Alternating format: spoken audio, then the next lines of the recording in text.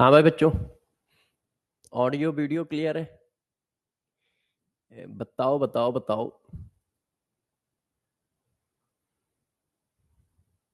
Good morning good morning good morning. सभी बच्चों को ऑडियो वीडियो क्लियर है? अरे मैं दिख गया भाई। Good morning good morning good morning. क्या सभी को मैं दिखाई और सुनाई दे रहा हूँ प्रॉपर? यस, बताइए। Yes yes, very very good morning. आज सुबह फिजिक्स वाली क्लास में क्या हो गया था? कैमरा उल्टा चल रहा था क्या सर का? मेरे पास फोन आया कि सर कैमरा उल्टा चल रहा है मेरा। फिर तुरंत टेक्टिक से कनेक्ट कराया गया। हाँ, तो देखो कैमरा उल्टा था, सर उल्टे दिख रहे थे, तुम लोग भी उल्टा होके देख लेते, सब कुछ मैनेज हो जाता। हाँ, वो क्लास नहीं हो पाई। अभी वो टेक टीम लगी हुई है वो कैमरा ठीक करने में, पता नहीं कुछ गड़बड़ हो गया था।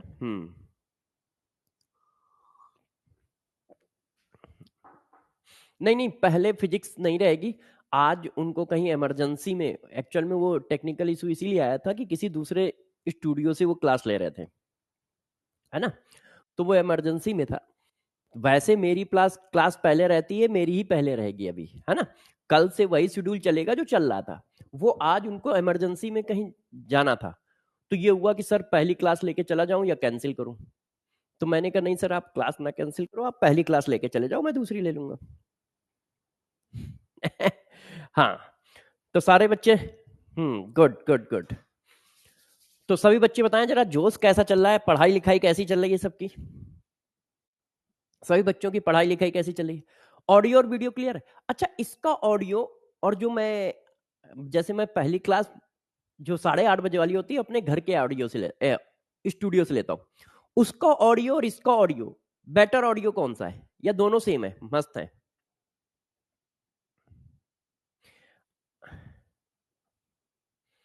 सेम है। देखो माइक वही है, सेम क्वालिटी का माइक है, बस इसमें ये फुंतड़ू को, मतलब माइक को ऐसे लगाना होता है, उसमें यहां लगाना होता है।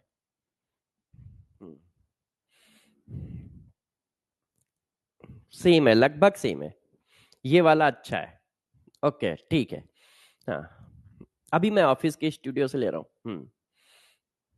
ठीक है, चलो फिर ठीक है, यही वाला करा दूंगा। तो सारे बच्चे जल्दी से जुड़ जाओ। तो फिर आज हम लोग क्लास स्टार्ट करते हैं, और क्लास में क्या क्या कराने वाले हैं ये सारी बातें आपको डिटेल में बताते हैं। देखो, मैंने आप सभी बच्चों से सिर्फ एक बात कही है, आपकी तरफ से मुझे सिर्फ एक रिक्वायरमेंट है, बाकी सारी चीजें मैं खुद आपको करके दूंगा। आपकी तरफ से मुझे रिक्वायरमेंट है क्लास में रेगुलर लाइव आना। दूसरा रिक्वायरमेंट है कॉन्टिन्यूटी की, कि आप कॉन्टिन्यूअस कम से कम 5-6 घंटे घर में जरूर पढ़ें। बस आपको, आपका टेस्ट डेली मैं लेता हूं, पिछला लेक्चर टेस्ट के फॉर्म में रिवाइज मैं करा देता हूं, रेगुलर क्लास में थ्योरी के साथ साथ सारे क्वेश्चन आपको मैं करा देता हूं।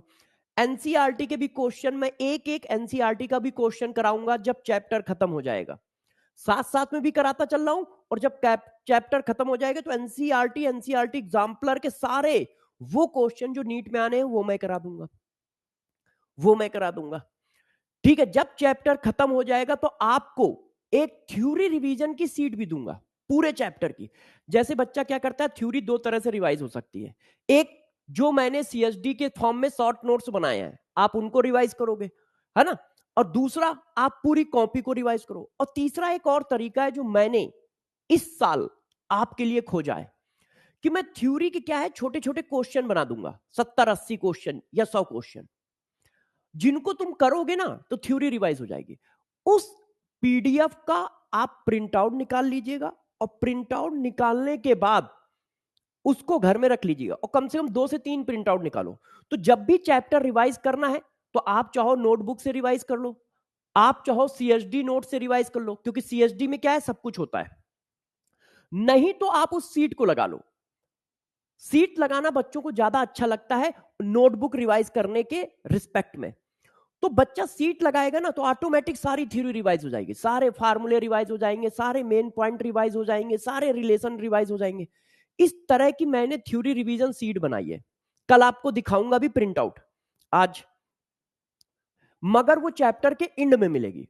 तो देखो, आपको मैं लेक्चर करा दे रहा हूं, आपका डेली मैं 2 क्वेश्चन या 3 क्वेश्चन का टेस्ट ले लेता हूं, ठीक है, आपको सारा एनसीईआरटी एग्जाम्पलर करा दूंगा, आपकी थ्योरी रिवीजन सीट करा दूंगा, तेजस, सिद्धि और जितनी भी अभ्यास, इन सभी डीपीपी के वीडियो सोल्यूशन हम लोग खुद बना रहे हैं, खुद बना रहे हैं। तो आपको क्या करना है, आपको सिर्फ अब एक काम करना है कि हमारे साथ चलते रहो, हमें बस बीच में छोड़ो मत, मतलब बैकलॉग क्रिएट मत करो कि पता चला मैं एक्स चैप्टर पे चल रहा हूं और तुम वाई चैप्टर अभी प्रिपेयर कर रहे हो। बस तुम्हें हमारे साथ चलना है। यदि मैंने चैप्टर करा दिया तो आपका धर्म बनता है, आपका ड्यूटी बनती है कि आप सारी डीपीपी कर लो, सारी डीपीपी कर लो, आप थ्योरी रिवीजन सीट कर लो, आप एनसीईआरटी एग्जाम्पलर के जो मैंने क्वेश्चन कराए हैं उनको कर लो और ईमानदारी से टेस्ट दो, क्योंकि कल से मतलब इस संडे को आपका टेस्ट भी होगा। टेस्ट का सिलेबस बता देता हूं, देखो मैं टेस्ट का सिलेबस बता दे रहा हूं, 8 जून को आपका टेस्ट भी होगा, टेस्ट का सिलेबस लिख लो। और वैसे भी आपको मिलेगा भी, आएगा भी, matter, classification of matter, classification of matter, ठीक है, मोल, पूरा मोल, और atomic weight and average atomic wait. आज से एटॉमिक वेट चालू हो रहा है, atomic weight and average atomic wait, ये सिलेबस है, ये सिलेबस है आपका, ये पूरा सिलेबस है।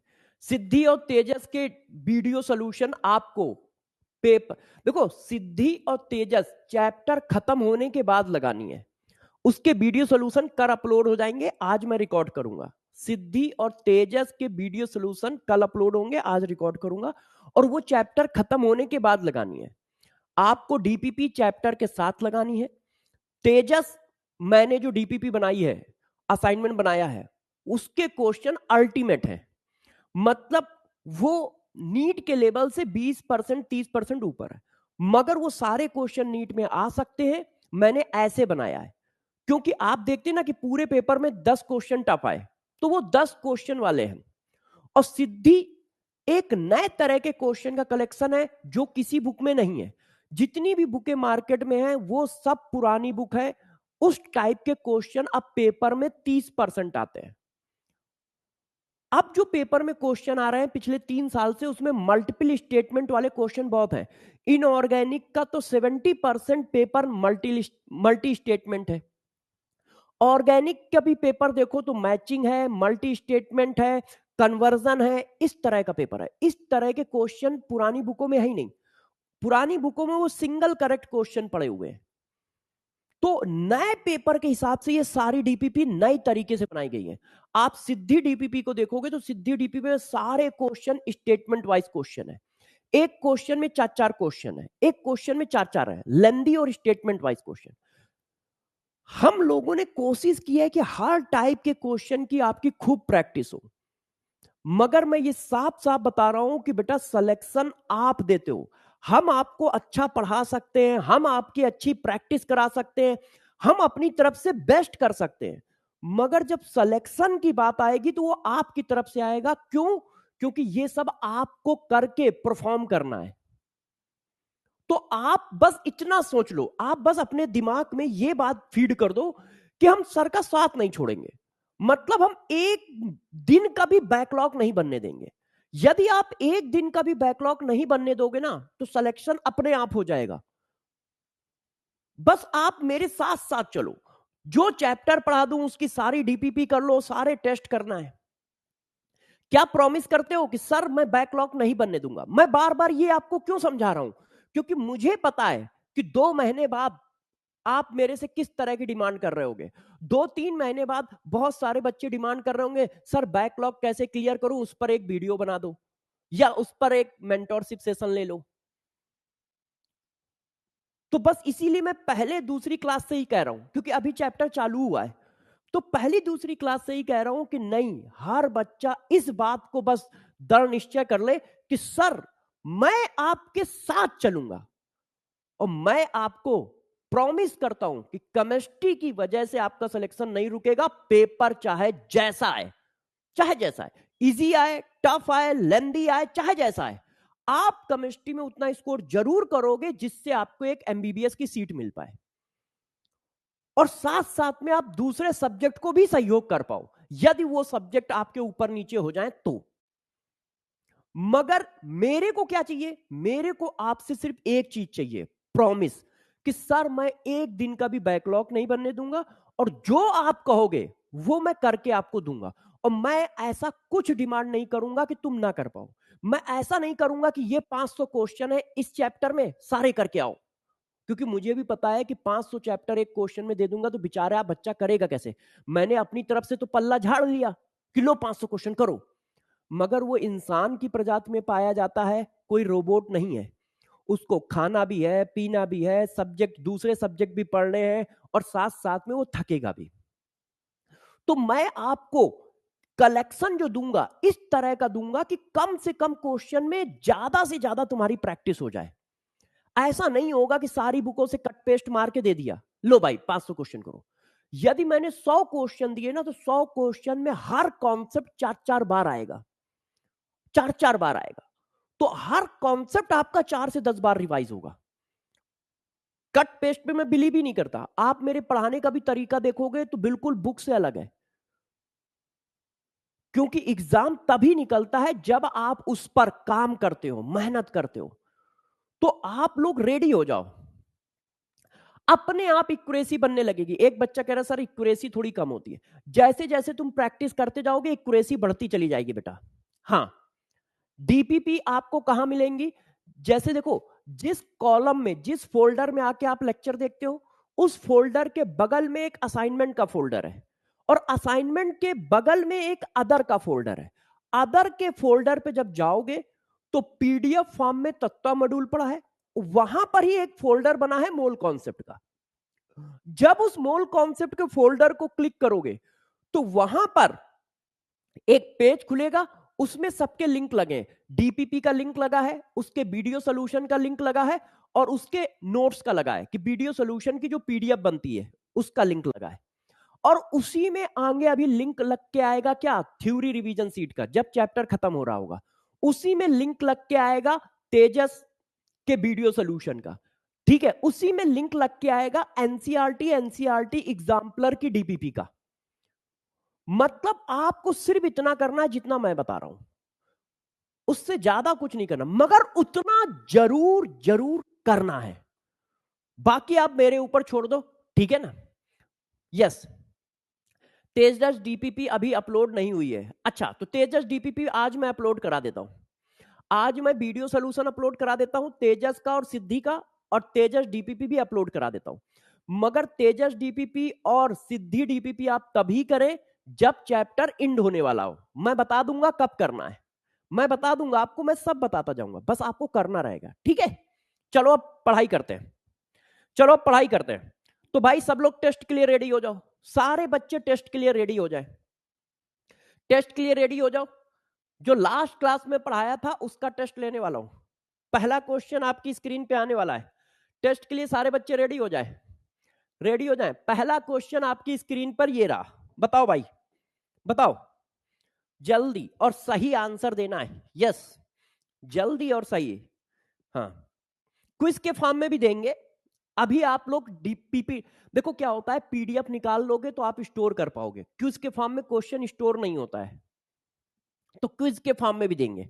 इसका आंसर बताइए, 2.24 litre oxygen gas present in a close container at STP, calculate atoms of oxygen in a container. बताओ भाई, यस यस यस। और हमेशा इस टेस्ट को ईमानदारी से दिया करो, मैंने आपको पढ़ाया है कि जब क्लास में आओ उससे पहले 5 मिनट 10 मिनट कॉपी खोल के रिवाइज कर लो, और कुछ ना रिवाइज करो तो सीएसडी रिवाइज कर लो। सीएसडी में मैं एक पेज डेली देता हूं, और एक पेज के सीएसडी 3 से 4 मिनट में रिवाइज हो जाएंगे। हाँ बताओ भाई, अब देखो मैंने हमेशा बताया है कल की क्लास में मैंने आपको क्या पढ़ाया था कि सबसे पहले आप ये चेक करो कि यदि वॉल्यूम दिया है तो वो गैस है या नहीं है। तो पहली बात ये क्या है, गैस है। और ये जो वॉल्यूम दिया है कहां पर दिया है, एसटीपी पर दिया है। इसका मतलब मैं ये फार्मूला लगा सकता हूं, number of mole equal to, आपको पता है मोल मिल गया तो नंबर मिल जाएंगे। हम क्या करेंगे, हम ऐसा कर रहे हैं, हमें वॉल्यूम दिया है, वॉल्यूम से हम मोल जाएंगे और मोल से हम नंबर जाएंगे। ये हमारा कॉन्सेप्ट है, ये हमारा कॉन्सेप्ट है। तो देखो volume of gas at STP in litre, पूरा अच्छे से पढ़ोगे, volume of gas at STP in litre divided by 22.4 litre. तो ये कितना आया, 1/10 मोल आ गया। कितना आ गया बच्चों, 1/10 मोल। और 1/10 मोल का मतलब क्या होता है, 0.1 मोल। अच्छा ये मोल किसके आए, जिसका वॉल्यूम गिवन होगा उसका मोल आएगा। किसका गिवन है, ऑक्सीजन गैस का। तो ये ऑक्सीजन गैस के मोल आए। जब मैं इसमें Na से मल्टीप्लाई कर दूंगा तो नंबर किसका आएगा, ऑक्सीजन गैस का आएगा। तो क्या वो मॉलिक्यूल के नंबर पूछ रहा है, चेक करो, वो कह रहा है एटम्स ऑफ ऑक्सीजन, मॉलिक्यूल के नंबर नहीं पूछ रहा है, एटम के नंबर पूछ रहा है मुन्ना। तो जब वो एटम के नंबर पूछ रहा है मुन्ना, तो जरा बताओ एक मॉलिक्यूल में कितने एटम, एक मॉलिक्यूल में कितने एटम, इलू टिलू, एक मॉलिक्यूल में 2 एटम। तो इतने मॉलिक्यूल में कितने एटम होंगे, इतने मॉलिक्यूल में कितने एटम होंगे, ये देखो ये आंसर आया 0.1 इंटू Na इंटू 2। अब देखो मैंने क्या किया, आपको थोड़ा सा फंसाया, मैंने यहां पॉइंट खिसका दिया, जैसे आप जल्दी जल्दी में ये टिक कर दो और आपकी सिली मिस्टेक हो जाए। मैंने क्या किया, बहुत सारे बच्चे जब क्वेश्चन मैंने दिया था तो बहुत सारे बच्चे सी टिक कर रहे थे। तुमको क्या लगता है मैं कमेंट नहीं देख रहा हूं, फंस गए ना जाल में, फंस गए जाल में, मुझे पता था तुम फंस जाओगे। क्यों, क्योंकि मैंने यहां पे पॉइंट खिसका दिया था, तो तुम जल्दी जल्दी में सी टिक कर दोगे। आंसर क्या आएगा, none of these, 0.1 into Na into 2 answer है, 0.1 इंटू Na इंटू 2 आंसर है। भाई धैर्य रखो, आराम से क्वेश्चन करो, सही क्वेश्चन करने की प्रैक्टिस करो, सिली मिस्टेक से बचो, है ना। दुर्घटना से देर भली, इतना बड़ा बड़ा एड लिखा होता है, दुर्घटना से देर भली, मगर तुम्हें क्या है, दुर्घटना करनी है ना। चलो इसका आंसर बताओ, क्वेश्चन नंबर 2, टेस्ट का क्वेश्चन नंबर 2, टेस्ट का क्वेश्चन नंबर 2, मस्त आंसर दीजिएगा। और भाई गलत दिया तो बहुत मारेंगे, ध्यान रखना। क्यों, क्योंकि लास्ट क्लास में इसको पढ़ाते समय मैं चिल्लाता रहा हूं, बार बार खूब चिल्लाया है, ध्यान रखना ध्यान रखना ध्यान रखना, और ना ध्यान रखा ना तो बस कैमरे में घुस के मारूंगा ही मैं।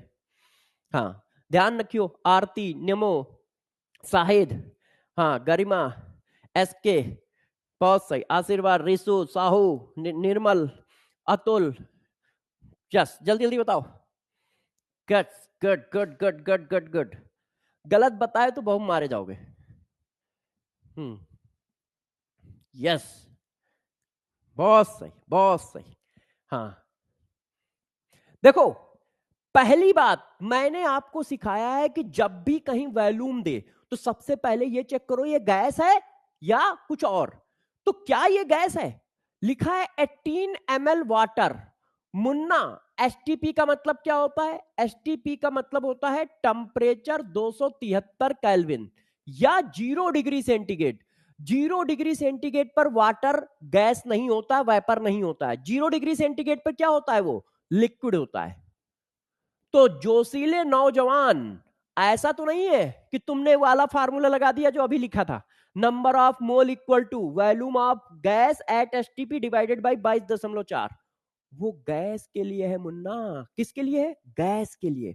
और ये गैस नहीं है, ये गैस नहीं है। तो सभी जोशीले नौजवान जरा इस बात को समझें, ये गैस नहीं है। अब जब गैस नहीं है तो क्वेश्चन कैसे निकलेगा। तो मैंने आपको पढ़ाया है कि वाटर की डेंसिटी सबको पता होनी चाहिए, वाटर की डेंसिटी सबको पता होनी चाहिए, ये स्टैंडर्ड होता है। तो हमने लगाया D equal to M upon V, तो M equal to V into D. मुन्ना, वॉल्यूम किसका रख रहे हो? वाटर का। डेंसिटी किसकी रख रहे हो? वाटर की। तो मास किसका आएगा? वाटर का आएगा यार। ml से ml कट गया, तो वाटर का मास कितना आ गया? 18 ग्राम। अब यदि मास आ गया तो मोल आ जाएंगे, और मोल आ जाएंगे तो नंबर आ जाएगा। तो भाई मैंने बनाया mole, mole of water. Mole of water कितना हुआ? Mass divided by molecular mass, 1 mole हुआ। अब मोल को नंबर बना लो, नंबर ऑफ वाटर। क्यों? मोल किसका है? वाटर का। तो नंबर किसका मिलेगा? अरे मक्कार लौंडो, नंबर किसका मिलेगा? वो भी वाटर का मिलेगा बेटे, वाटर का। अब क्या तुमसे वाटर के नंबर पूछ रहा है? जरा चेक करके बताओ, क्या तुमसे वाटर के नंबर पूछ रहा है? नहीं मुन्ना नहीं, तुमसे पूछ रहा है नंबर ऑफ एटम। तो एक मॉलिक्यूल में कितने एटम है? एक मॉलिक्यूल में कितने एटम है? 2 और 1, 3। एक मॉलिक्यूल में कितने एटम है? 3। तो इतने मॉलिक्यूल में कितने एटम होंगे? इतने मॉलिक्यूल में कितने एटम होंगे? Number of atoms. इतने मॉलिक्यूल में कितने एटम होंगे? इतने एटम होंगे। अब मैच करो कौन सा आंसर सही है। अब मैच करिए कौन सा आंसर सही है। First is the correct answer. Yes yes yes yes, खतरनाक बच्चों, बहुत सही बहुत सही, सबने आंसर सही दिया। आरुषि, आर्या, मोनू, शिवम, बहुत सही। विशाल, मोहम्मद, कसिक, बहुत सही। अशोक, तनु, ठीक है। समी, बहुत सही बहुत सही यार, बहुत सही बहुत सही, बहुत सही बच्चों, वेरी गुड। नदीम, अब सारे बच्चे कह रहे होंगे कि सर टेस्ट का रिजल्ट तो आउट कर दो, सर टेस्ट का रिजल्ट तो आउट कर दो। तो चलो भाई टेस्ट का रिजल्ट आउट करते हैं। 2 में से किसने कितने क्वेश्चन सही किए? 2 में से किसने कितने क्वेश्चन सही किए? आंसर दो। ठीक है, 2 में से 2, 2 में से 1, 2 में से 2, 2 में से 1, 2 में से 1, 2 में से 1। ए, ये 2 में से 1 क्यों कर रहे हो? 1 2 लोग ऐसा क्यों कह रहे हैं? कौन सा क्वेश्चन गलत हो गया? निखिल, निखिल कह रहा है 2 में से 0। भाई निखिल, तुम्हें क्या हुआ है? तुम इलू टीलू के चक्कर में तो नहीं पड़ गए? पहली, अभी तो दूसरी तीसरी क्लास है, शुरुआत में ही पड़ गए क्या? या नए बच्चे हो?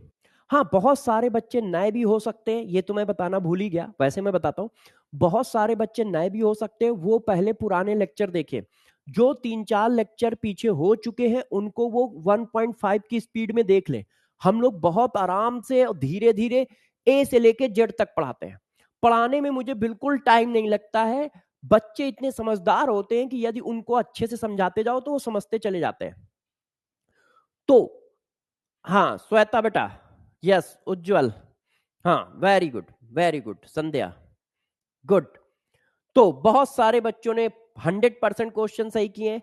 कुछ बच्चों ने, अभय 0 कैसे सही है? जो 2-3 बच्चे हैं जिनके 0 सही है, वो बच्चे मुझे रीजन बताएं। बाकी लोग कमेंट मत करो यार, इतनी तेजी से चैट ऊपर जाती दिखता नहीं है ना। बाकी लोग एक बार अपने कमेंट रोक दे।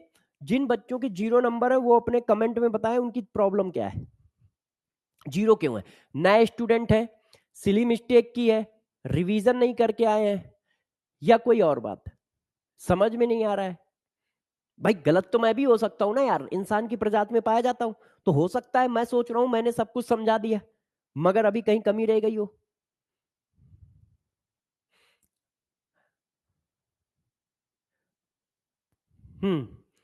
लिक्विड समझने में दिक्कत, अच्छा लिक्विड नहीं समझ पाए सर, रिवीजन नहीं किया।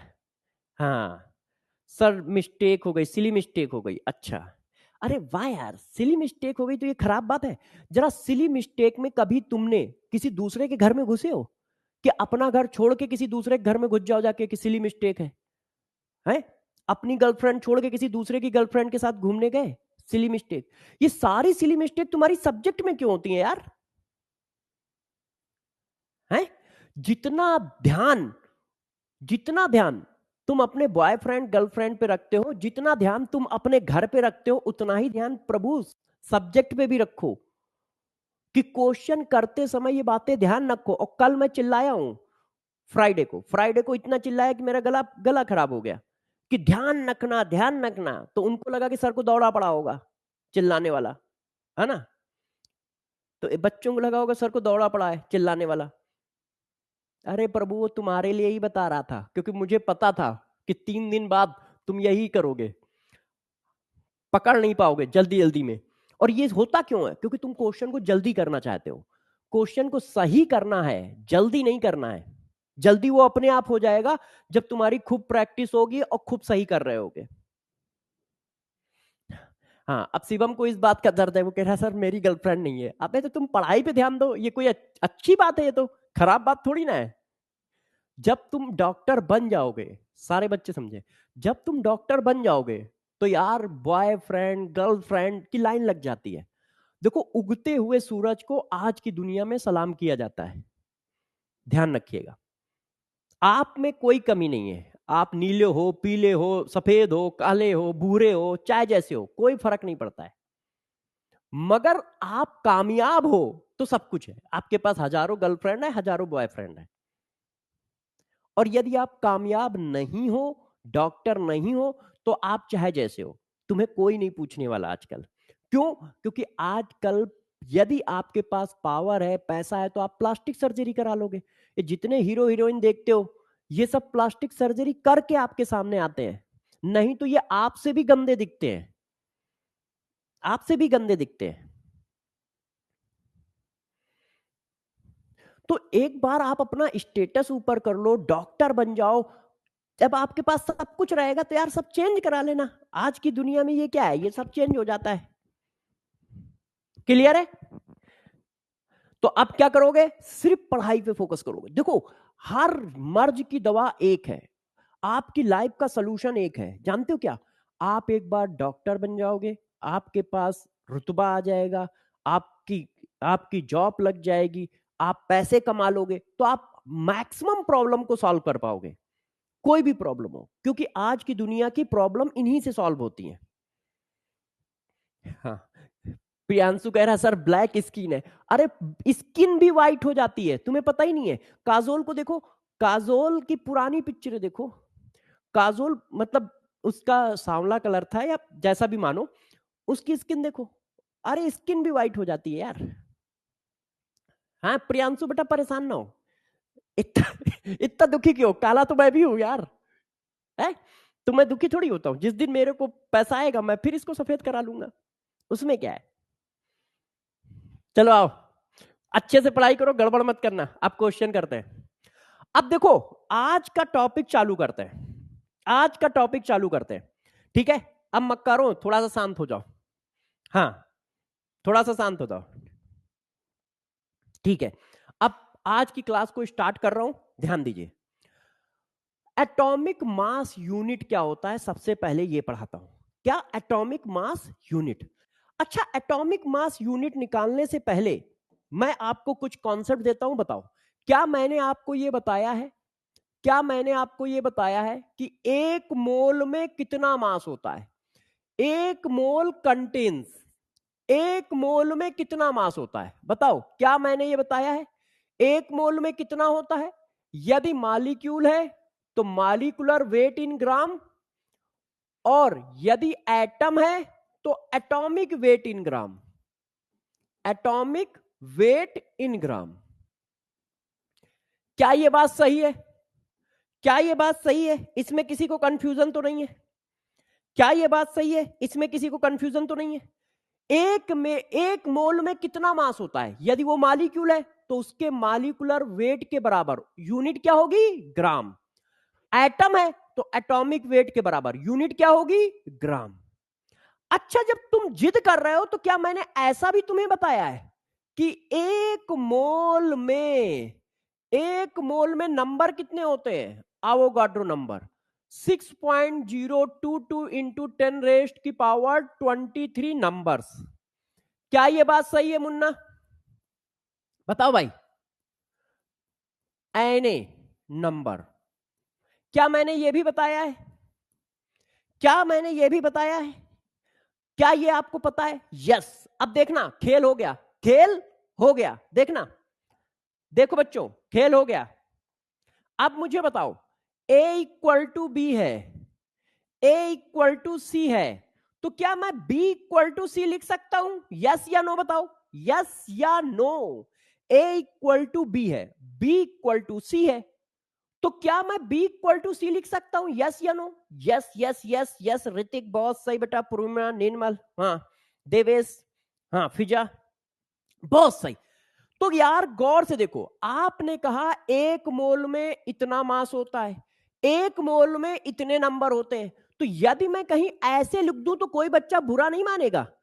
देखो, आवोगाड्रो नंबर ऑफ एटम में, क्योंकि मैं एटॉमिक वेट पढ़ाने जा रहा हूं इसलिए एटम लिख रहा हूं, आवोगाड्रो नंबर ऑफ एटम में कितना वेट होगा?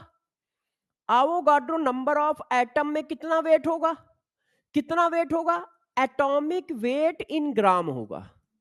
क्या ये कॉन्सेप्ट चमका सबको? क्या ये कॉन्सेप्ट चमका सबको? भाई क्या ये कॉन्सेप्ट चमका सबको? ये बात समझ में आई? A equal to B, A equal to C, तो B equal to C. Clear है सबको ये बात? तो गौर सुनिए, बताओ, अब मुझे बताइए, एटॉमिक वेट में कितने नंबर होते हैं? आवोगाड्रो नंबर होते हैं, चेक करो। एटॉमिक वेट इन ग्राम में कितने नंबर होते हैं? आवोगाड्रो नंबर होते हैं। होते हैं कि नहीं होते? होते हैं कि नहीं होते? बताओ। यदि मैं तुमसे क्वेश्चन पूछ दूं तो क्या तुम बता पाओगे? यदि मैं तुमसे क्वेश्चन पूछ दूं तो क्या तुम बता पाओगे कि 12 ग्राम, 12 ग्राम मतलब 12 ग्राम कार्बन 12 आइसोटोप, मतलब एटम हो गया यार, 12 ग्राम कार्बन 12 आइसोटोप में how many atom? How many atoms of carbon? Atoms of carbon, बताओ मुन्ना। ऑप्शन दे रहा हूं, ऑप्शन दे रहा हूं। एक एटम, एक एटम है कार्बन का। दूसरा Na एटम है। बताओ कौन सा सही है? कौन सा ऑप्शन सही है? कौन सा ऑप्शन सही है? Yes yes yes yes yes yes yes, बहुत सही, बहुत सही, बहुत सही, वेरी गुड, बहुत सही। कौन सा ऑप्शन सही है? B B B B B, बहुत सही, बहुत सही यार, खतरनाक, खतरनाक गुड़िया, रवि, अखिलेंदर, बहुत सही, किशन, बहुत सही,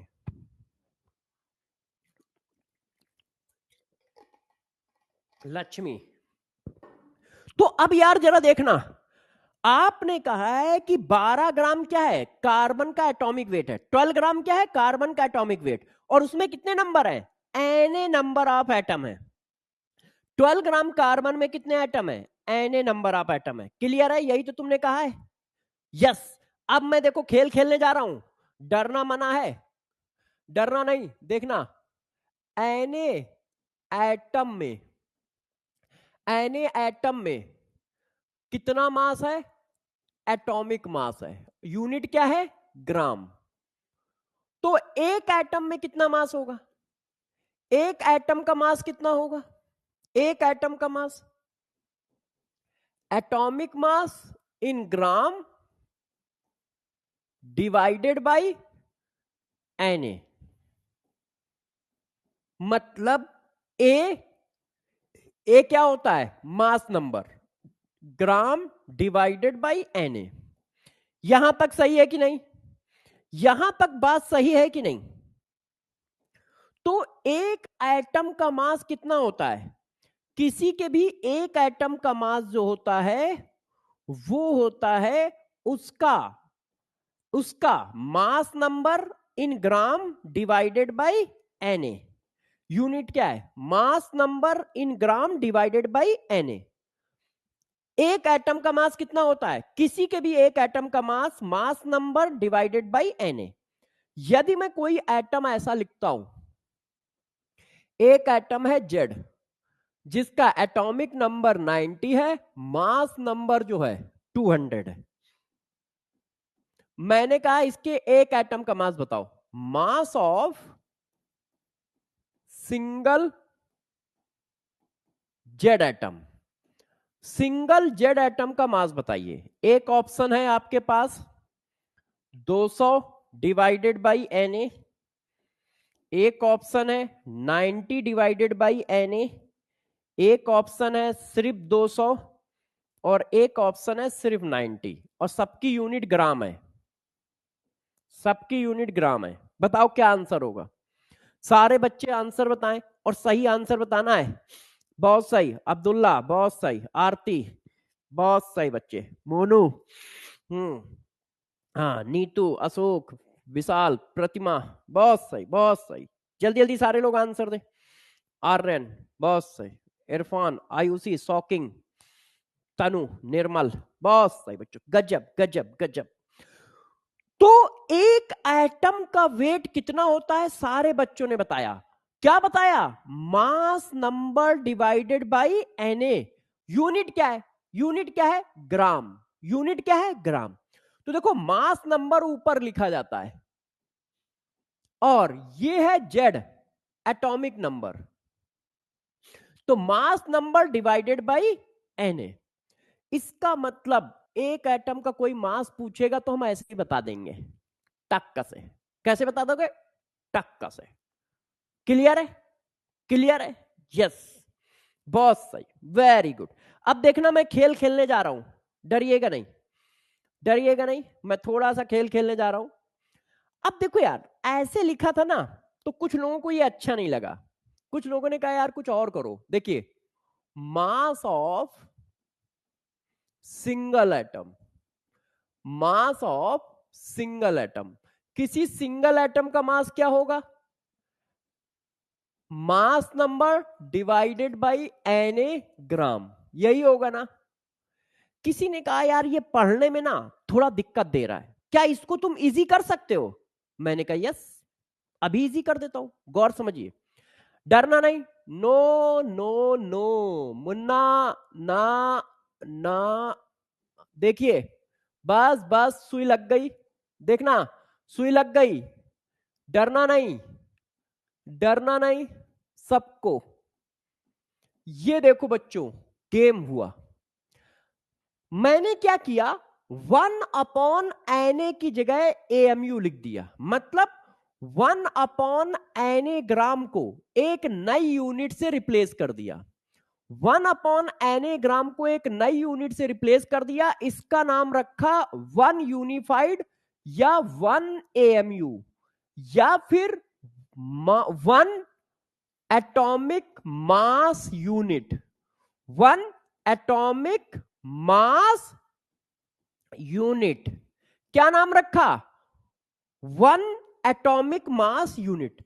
मैंने 1/Na ग्राम को एक नई यूनिट से क्या किया? रिप्लेस किया। अरे जैसे किलोग्राम को ग्राम से रिप्लेस करते हो, ml को लीटर से रिप्लेस कर देते हो, है ना। तो इसी तरह से मैंने 1/Na ग्राम को एक नई यूनिट से रिप्लेस कर दिया। इससे बेनिफिट क्या हुआ? इससे ये हो गया कि एक एटम का मास क्या आ गया?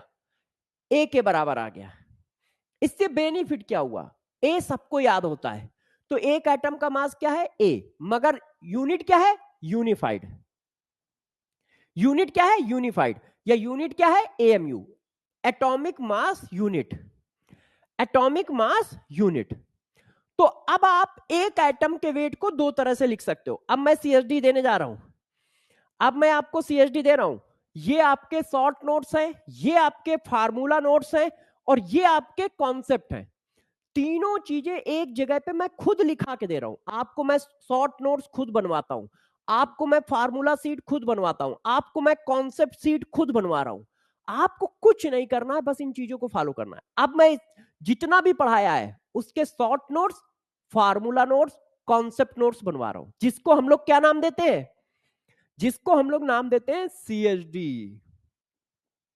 तो पहला बताओ, देखना, number of, sorry, mass of single atom, mass of single atom. Single atom का मास कैसे निकालोगे? तो मास ऑफ सिंगल एटम कितना होता है? A/Na ग्राम। ग्राम में कितना होता है? A/Na ग्राम। और ए यूनिफाइड, ए यूनिफाइड। चाहो तो आप ये लिखो या ये लिखो, बात एक ही है, यूनिट अलग अलग है, दोनों की यूनिट अलग अलग है। जैसे आप 1 kg लिखो या 1000 ग्राम लिखो, बात तो एक ही है। आप 1 kg लिखो या 1000 ग्राम लिखो, बात तो एक ही है ना। वैसे ही ये सिंगल एटम का मास लिखा है ग्राम यूनिट में, और ये सिंगल एटम का मास लिखा है एएमयू यूनिट में। ये देखो, बात समझ गए? पहला पॉइंट अभी तक मैंने इतना ही पढ़ाया है, बस मैंने सीएचडी में लिख दिया। अब मैं वापस आता हूं, तो एक यूनिफाइड की वैल्यू कितनी हो गई? एक यूनिफाइड की वैल्यू कितनी हो गई? 1/Na ग्राम। तो अब मैं आपको डिफिनीशन बताता हूं एटॉमिक मास यूनिट की। देखो, एक यूनिफाइड एएमयू की डिफिनीशन होती है 1/Na ग्राम, और 1/Na ग्राम को जब सॉल्व करोगे तो ये आएगा 1.66 इंटू 10⁻⁻24 ग्राम। और ये जो होता है, ये होता है कार्बन के मास का 1/12 part. 1/12 into mass of carbon 12, mass of single, sorry single लगाना भूल गया हूं, mass of single carbon 12 atom. एक एएमयू की वैल्यू 1/Na ग्राम होती है, अभी बताया। अब जब Na से डिवाइड करोगे तो ये वैल्यू इतनी आ जाती है 1.66 इंटू 10⁻⁻24 ग्राम। अब ये जो मास है, ये कार्बन के मास का 1/12 पार्ट है, इसीलिए लिखा जाता है 1/12 into mass of carbon into mass of single carbon atom. तो एक एएमयू की डिफिनीशन हम ये लिखते हैं। एक एएमयू की डिफिनीशन क्या लिखते हैं? एक एएमयू की डिफिनीशन लिखते हैं कि 1 AMU is equal to 1/12 part of mass of single carbon atom. 1 AMU is equal to mass of single carbon 12 atom. ये इसकी डिफिनीशन है, ये इसकी न्यूमेरिकल वैल्यू है, और ये भी इसकी न्यूमेरिकल वैल्यू है। क्लियर है? एक एएमयू की डिफिनीशन या एक यूनिफाइड की डिफिनीशन सबको आ गई? बस कॉन्सेप्ट हो गया। कॉन्सेप्ट इतना सो ही होता है, बस उसको समझना और उसको अप्लाई करना आना चाहिए। कॉन्सेप्ट कोई बहुत बड़ा नहीं होता है, बहुत छोटे होते हैं।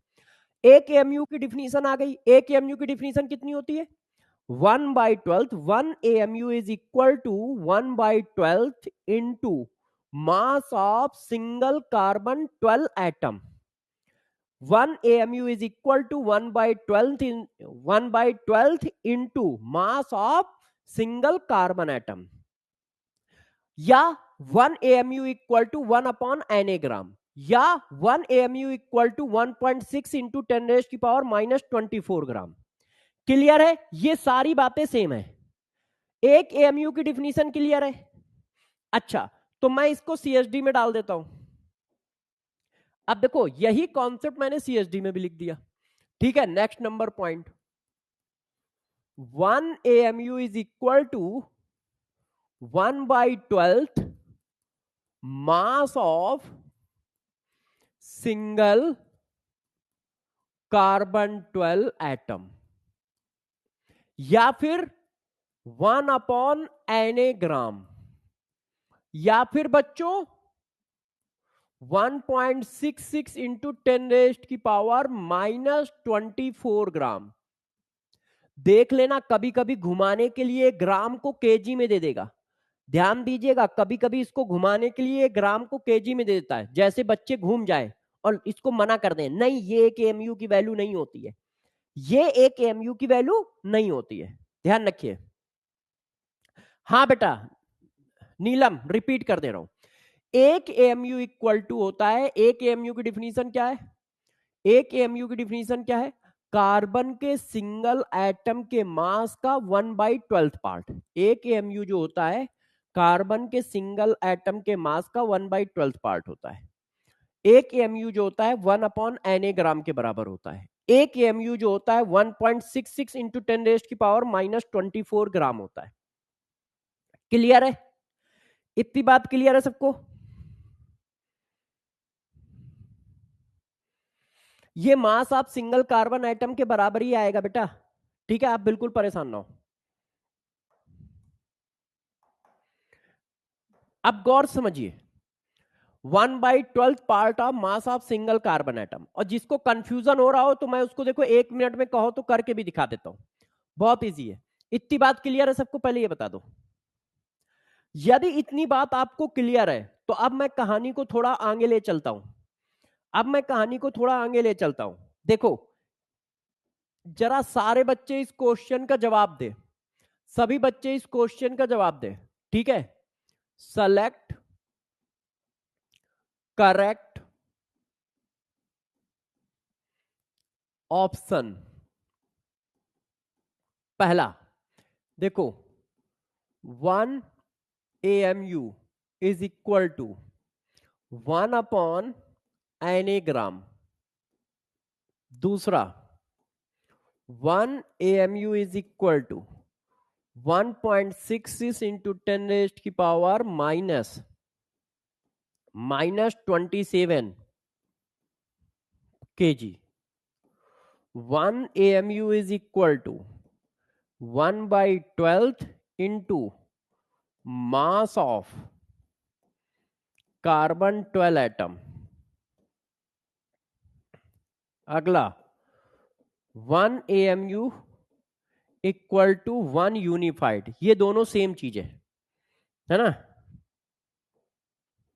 एक और, mass of single carbon atom equal to 12 AMU। अगला, fifth, mass of single carbon atom equal to 12 gram. अब how many statement are correct? A. How many, select correct option. आपको ऑप्शन बताना है, कितने स्टेटमेंट सही हैं ये बताना है। 1 2 3 4। बताओ, बहुत अच्छे से रीड करिएगा, बहुत अच्छे से। मैंने कहा ना, मैं आपको जो भी पढ़ाऊंगा ना उस पे क्वेश्चन जरूर कराऊंगा, बुकों में नहीं होंगे, मगर मैं आपके लिए क्वेश्चन फ्रेम करूंगा और पढ़ाऊंगा। आंसर दो, आंसर दो, कितने स्टेटमेंट सही हैं? खूब अच्छे से पढ़िए। मैंने तुम्हें कहां कहां घुमाया है तुम पकड़ नहीं पाए हो। देखो, गलती नंबर 1, 1 AMU 1/Na ग्राम के बराबर होता है, सही है। 1 AMU इक्वल टू 1.6 इंटू 10⁻⁻24 ग्राम होता है, मगर केजी में क्या होगा? -27 kg होगा, सही है। 1 AMU equal to 1/12 into mass of, ये गलत है। यहां पे सिंगल कहां लिखा है? यहां पे सिंगल मिसिंग है। अब ये कितने एटम का मास है पता ही नहीं है। 1/12 into mass of carbon 12 atom, कितने एटम का? एक एटम का, 10 एटम का, 100 एटम का, 1 मोल का, किसका? आप क्या कर रहे हो? आप मेरी भावनाओं को नहीं समझ रहे हो। यहां पे कहीं सिंगल टर्म लिखा है? नहीं, तो ये सही कैसे है? स्टेटमेंट नंबर 3 सिंगल मिसिंग है, चेक करो। मैंने क्या किया? सिंगल मिसिंग कर दिया। मास of single carbon atom, mass of single carbon atom mass number के बराबर होता है इन term of AMU. Single atom का मास कितना होता है? ए एएमयू। सिंगल एटम का मास ए एएमयू, ये गलत है। ये सिंगल एटम का मास नहीं है, ये एने एटम का मास है, 1 मोल एटम का मास है। एने मतलब Avogadro. Avogadro number of atom का मास कितना होता है? एटॉमिक मास इन ग्राम। 1 मोल का मास कितना होता है? एटॉमिक मास इन ग्राम। तो ये यूनिट गलत लिखी है, ये 1 मोल का मास है। तो कितने स्टेटमेंट सही हैं? है कितने स्टेटमेंट सही हैं? बिल्कुल सिंपल क्वेश्चन, और मैंने 5 स्टेटमेंट बना दिए। हाँ, वेरी गुड, अब सबका सही है। हाँ, दूसरा फिर से बता दो। अरे भाई, एक एएमयू इक्वल टू अभी मैंने लिखाया है 1.66 इंटू 10⁻⁻⁻24 ग्राम। अब ग्राम को केजी बनाओ, तो ग्राम को केजी बनाने के लिए 10⁻³ का मल्टीप्लाई या 1000 से डिवाइड। ग्राम को केजी बनाना है तो 1000 से डिवाइड करोगे, 1000 से डिवाइड को ही 10⁻³ का मल्टीप्लाई कहते हो। तो ये देखो आ जाएगा, ये देखो आ जाएगा। यस, क्लियर है? आ गया कि नहीं आ गया? और ये वाला ऑप्शन गलत क्यों है, सबको समझ में आ रहा है? जब यूनिट ग्राम लग जाएगी तो वो 1 मोल का मास हो जाएगा। आप चेक करो ना, आपको साफ साफ तो पढ़ाया है। ये देखो, देखो क्या लिखा है, 1 मोल atomic mass in gram contain करता है। N number of atom atomic mass in gram contain करते हैं। एक एटम नहीं, एन एटम कंटेन करते हैं। और आप पूछ रहे हो एक एटम का। ये देखो, mass of single carbon atom. तो mass of single carbon atom क्या होता है? Mass number in term of AMU. Mass number in term of gram नहीं, mass number in term of AMU. अब जरा देखो, अब देखो जरा बच्चों, जब इतनी बात हो गई तो अब हम पहली डिफिनीशन पे जाते हैं। एटॉमिक मास क्या होता है? तो गौर से देखो, एटॉमिक मास क्या होता है? Mass of single atom. गौर से पढ़िएगा, mass of single atom is known as atomic mass. एक एटम के मास को एटॉमिक मास कहा जाता है। एटॉमिक मास की डिफिनीशन क्या है? संजीव, संजीव बेटा क्या प्रॉब्लम है? स्टेटमेंट नंबर 3 और 4 स्टेटमेंट समझा दो। अच्छा, ओके, ठीक है, ठीक है, रुक जाओ।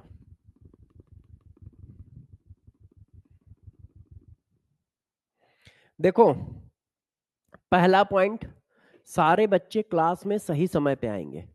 बहुत सारे बच्चे क्लास में लेट एंट्री करते हैं, और लेट एंट्री करके वो पूछते हैं कि सर ये कैसे हुआ, है ना? जैसे कोई बच्चा पूछ रहा है, सर एक एटम का मास आपने कैसे निकाला? यदि वो क्लास में शुरू से है तो बहुत अच्छी बात है। तो उसका डाउट कुछ भी आए, उसका डाउट यदि ये है कि भाई उसका नाम क्या है, वो भी बताऊंगा मैं, क्योंकि मेरा काम है डाउट बताना। मगर यदि क्लास के बीच में एंट्री करके डाउट पूछते हो तो बहुत सारे बच्चों का आप नुकसान करते हो, बहुत सारे बच्चों का आप नुकसान करते हो। क्लास में हमेशा शुरू से रहो, और यदि आप शुरू से हो तो आप कुछ भी पूछोगे मैं बताऊंगा। अब देखो, एक एटम का मास कैसे निकाला, ये देखो मैंने यहां पे कराया है। उस समय तुम्हारा डाउट नहीं आया, चेक करो, ये देखो साफ साफ कराया है, साफ साफ। एन नंबर ऑफ एटम का वेट कितना होता है? एटॉमिक वेट इन ग्राम। एन मतलब Avogadro. Avogadro number of atom का वेट कितना है? एटॉमिक वेट इन ग्राम। ये देखो, एन एटम का वेट कितना है? एटॉमिक वेट इन ग्राम है, तो एक एटम का कितना आएगा? ये इसके नीचे चला जाएगा। भाई, आवोगाड्रो नंबर ऑफ एटम का वेट कितना होता है? एटॉमिक वेट इन ग्राम। तो एक एटम का कितना होगा? ये देखो, ऐसे मैंने निकाला है, और ये देखो लिखा भी है, और ये क्वेश्चन भी कराया है तुमसे, ये तुमसे क्वेश्चन भी कराया है। देख लो, आप 5 मिनट पीछे की चीज कैसे भूल सकते हो?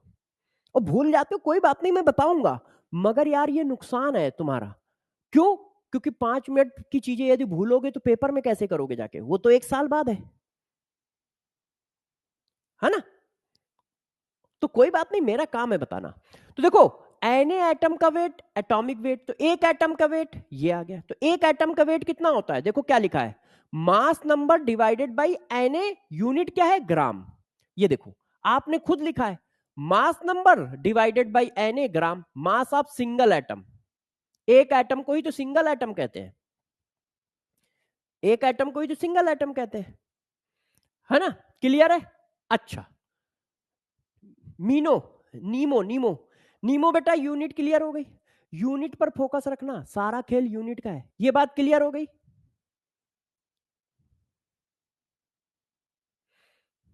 हाँ, ऑप्शन नंबर 4 सही है। क्वेश्चन की बात कर रहे हो। देखो, ये लिखा है एएमयू में और ये लिखा है ग्राम में। ग्राम में एक एटम का वेट होता है mass number divided by N gram. तो एन कहां लिखा है इसमें? एन से डिवाइड कहां है इसमें? एन से डिवाइड कहां है? देखो आप, है कि नहीं भाई बच्चों? ये क्या हुआ इस, देखो, और 12 अपॉन एन ग्राम को ही एएमयू लिखते हैं। ये देखो, क्यों? 1 अपॉन एन ग्राम की वैल्यू क्या होती है? एएमयू होती है। 1 अपॉन एन ग्राम की वैल्यू एएमयू। अच्छा, अब बताइए, गौर से बताइए, एटॉमिक मास की डिफिनीशन सबको समझ में आई कि नहीं? अच्छा, 1/12 वाला समझ में नहीं आया। ये इसकी डिफिनीशन है, ये इसकी डिफिनीशन है। और यदि किसी बात बच्चे को नहीं समझ में आया तो देखो मैं निकाल के दिखा देता हूं। देखिए, डरना नहीं, डरना नहीं ना। ना, सिंगल एटम का मास कैसे निकाला जाता है? सिंगल एटम का मास कैसे निकाला जाता है? Mass number divided by Na। Single atom का मास कैसे निकाला जाता है? किसी के भी सिंगल एटम का मास क्या है? Mass number divided by Na।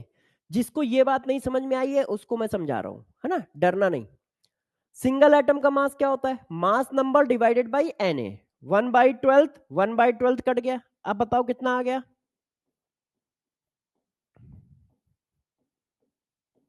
और ये देखो, ये और ये बराबर हो गए। और इसी को क्या कहते हो? एक एमयू कहते हो। अब ठीक है? सेम कैसे पता चल गया? एक एमयू की value 1/12 into mass of single carbon atom. कैसे ये पता चल गया आप लोगों को? कंफ्यूजन तो नहीं है किसी तरह का? अच्छा, वेरी गुड, बहुत सही यार, क्या बात है, क्या बात है। तो अब मुझे बताओ, एटॉमिक मास क्या होता है? एक एटम के मास को एटॉमिक मास कहते हैं। एटॉमिक मास क्या होता है? एक एटम के मास को एटॉमिक मास कहते हैं। क्लियर है? एक एटम के मास को एटॉमिक मास कहते हैं। अच्छा बच्चों, एक एटम का मास होता कितना है बताओ? मास of single atom, mass of single atom कितना होता है?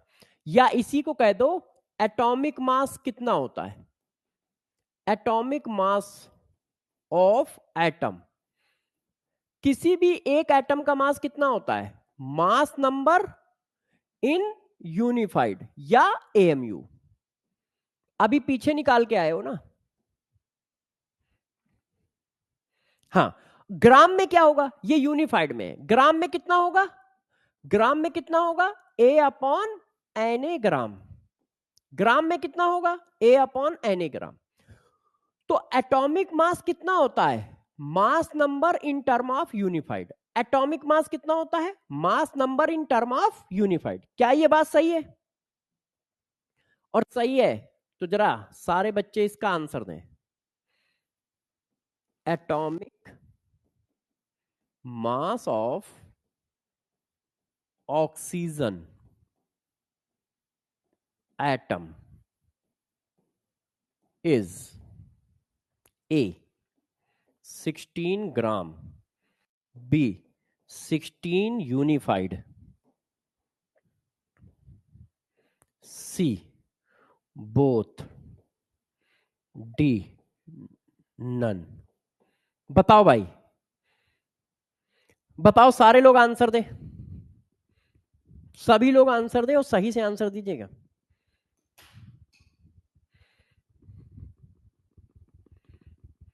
Atomic mass of oxygen, oxygen क्या होता है? ये होता है।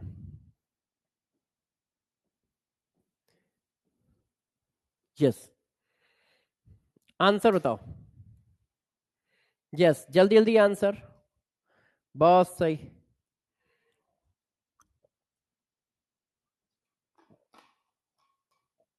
यस, देखो, एटॉमिक मास क्या होता है? एक एटम का मास होता है। और एक एटम का मास क्या होता है? Mass number in term of unified. एक एटम का मास कितना होता है? Mass number in term of unified. यदि एक एटम का मास ग्राम में चाहिए, यदि एक एटम का मास ग्राम में चाहिए तो इतना होता है, इतना होता है। एक एटम का मास ग्राम में चाहिए तो इतना होता है।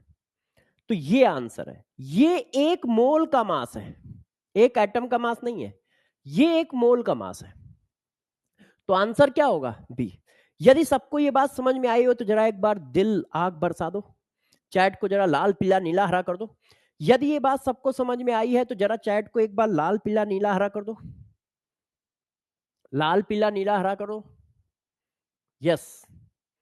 तो एटॉमिक मास की डिफिनीशन लिख देते हैं। एटॉमिक मास, CHD लिख रहा हूं, क्या होता है? Mass of single atom. और उसकी वैल्यू कितनी आएगी? A यूनिफाइड या फिर 1/Na ग्राम। ग्राम में 1/Na gram. Yes yes yes yes yes yes yes, बहुत सही, बहुत सही, बहुत सही। अच्छा बच्चों, जब आप इतनी बात समझ गए तो अब हम लोग चलते हैं दूसरी हेडिंग पे। देखो, अब बात करते हैं मोलर एटॉमिक मास या ग्राम एटॉमिक मास। देखो, मोलर एटॉमिक मास क्या होता है उसको समझो। मास ऑफ 1 मोल एटम या फिर mass of 1 mole atom is called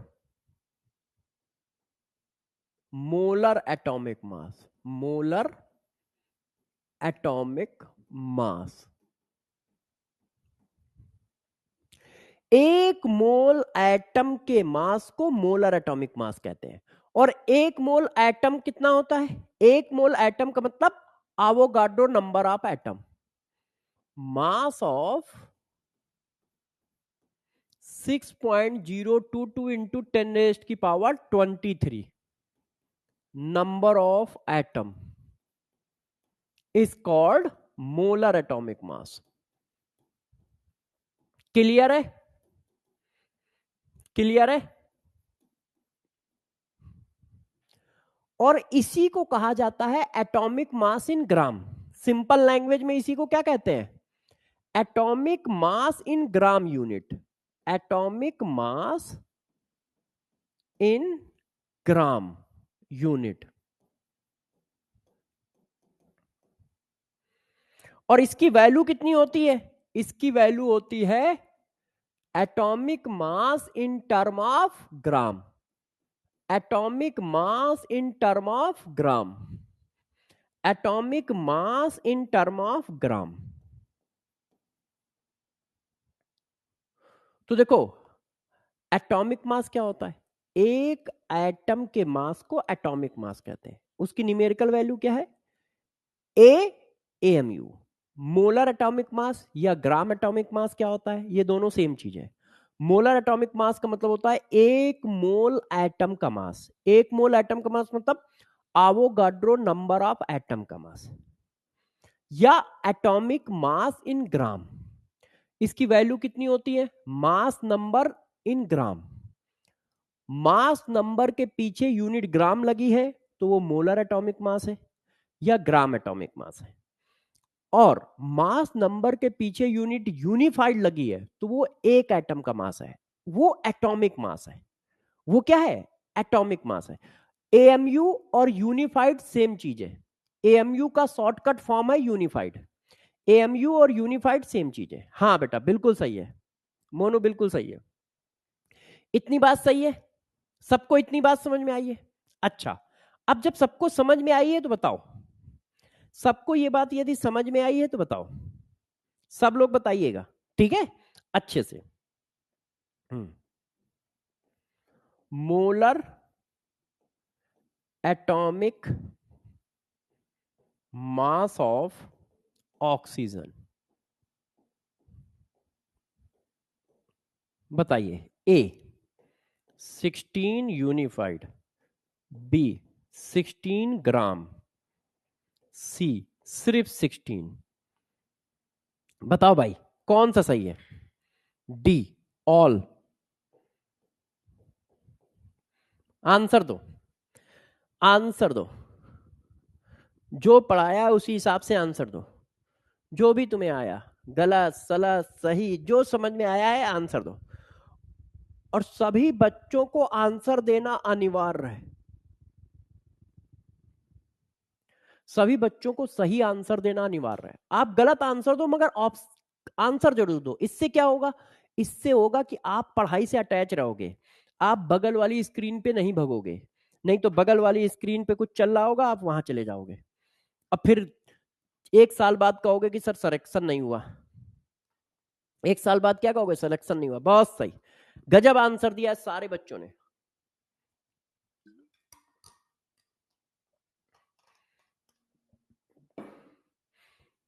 गजब आंसर दिया है सारे बच्चों ने, मस्त मस्त मस्त।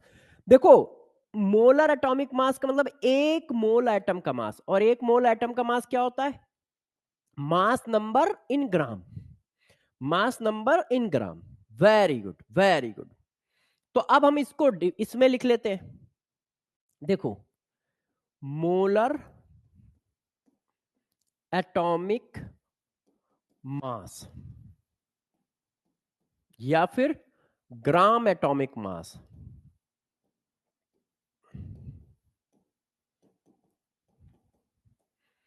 इसकी डिफिनीशन क्या है? Mass of one mole atom, one mole atom, या फिर और करके लिख रहा हूं mass of 6.022 into 10⁻23 number of atom, और उसकी न्यूमेरिकल वैल्यू क्या होगी? Mass number in unit of gram, mass number in unit of gram. अब देखो एक मोल को, एक मोल में कितना मास होता है? ग्राम ए ग्राम। यदि एक मोल एटम है, इसी को एक मोल को ध्यान रखना ग्राम एटम भी बोला जाता है, ग्राम एटम भी बोला जाता है। जब ग्राम और एटम के बीच में स्पेस ना हो तो इसका मतलब वो मोल है। यदि कहीं ऐसे लिखा जाए ग्राम एटम तो इसका मतलब मोल होता है। एक मोल को वो ग्राम एटम भी कहते हैं, मतलब मोल को ग्राम एटम भी कहा जाता है कभी कभी, ध्यान रखिएगा। अच्छा, मोलर एटॉमिक मास की डिफिनीशन आ गई, मोलर एटॉमिक मास की वैल्यू समझ में आ गई। अच्छा अब एक और बात है, ये रिलेटिव एटॉमिक मास क्या होता है? इसी को बच्चे RAM कहते हैं। बताओ रिलेटिव एटॉमिक मास क्या होता है? देखो रिलेटिव एटॉमिक मास क्या होता है? एक एटम एक AMU से कितने गुना भारी है, इसको कहा जाता है रिलेटिव एटॉमिक मास। एक एटम एक AMU से कितने गुना भारी है, इसको कहते हैं रिलेटिव एटॉमिक मास। मतलब जैसे मेरा वेट मान लो, मेरा वेट मान लो कितना है, मेरा वेट वैसे तो 72 किलो है, मगर क्वेश्चन को इजी करने के लिए मैं 80 ले लेता हूं। मेरा वेट 80 किलो है, ठीक है, और खुशी का वेट है 40 किलो। तो अब बताओ मैं खुशी के वेट से कितने गुना भारी हूं? मेरा वेट 80 किलो है, खुशी का वेट है 40 किलो। मैं खुशी के वेट से कितने गुना भारी हूं, या मैं खुशी से कितने गुना भारी हूं? 2 गुना, है ना? 2 गुना, यस, 2 गुना, 2 गुना, 2 गुना। Very good. तो रिलेटिव एटॉमिक मास यही होता है, कोई भी एटम एक AMU के वेट से कितने गुना भारी है उसको कहते हैं रिलेटिव एटॉमिक मास। एक AMU से कितने गुना भारी है।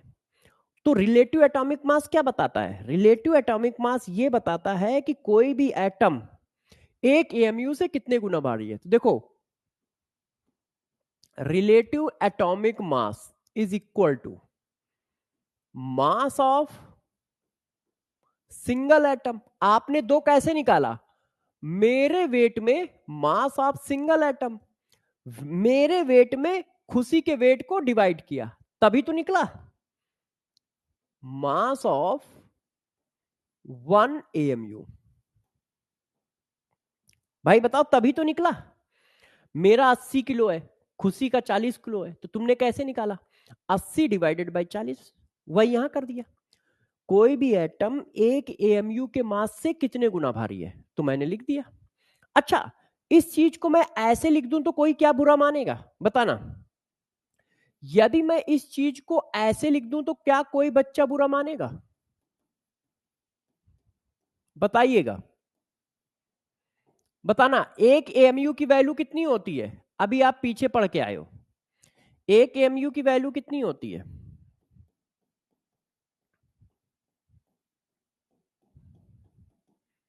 1/12 into mass of single carbon 12 atom. ये स्टैंडर्ड है, इसको स्टैंडर्ड माना गया है, इस डिफिनीशन को स्टैंडर्ड माना गया है। इस डिफिनीशन को इन्होंने स्टैंडर्ड माना है। Yes yes yes. एक AMU की जगह कितना लिख सकते हो? 1/12 into mass of single carbon 12 isotopes. तो रिलेटिव एटॉमिक मास की डिफिनीशन क्या होती है? Relative atomic mass is equal to ratio of mass of single atom and 1/12 into mass of single carbon 12 isotope. Mass of single carbon 12 isotope. अच्छा, अब गौर सुनिएगा। Relative atomic मास क्या है? ये एक नंबर है, इसके पीछे कोई यूनिट नहीं है, ये यूनिटलेस क्वांटिटी है। ये क्या है? यूनिटलेस क्वांटिटी है।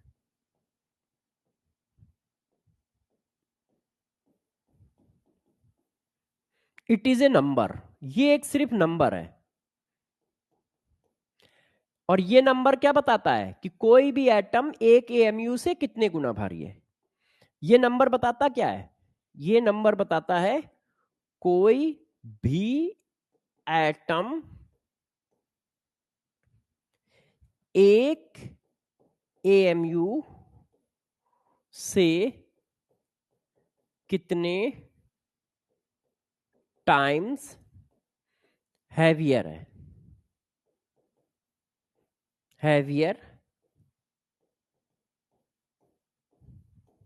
है।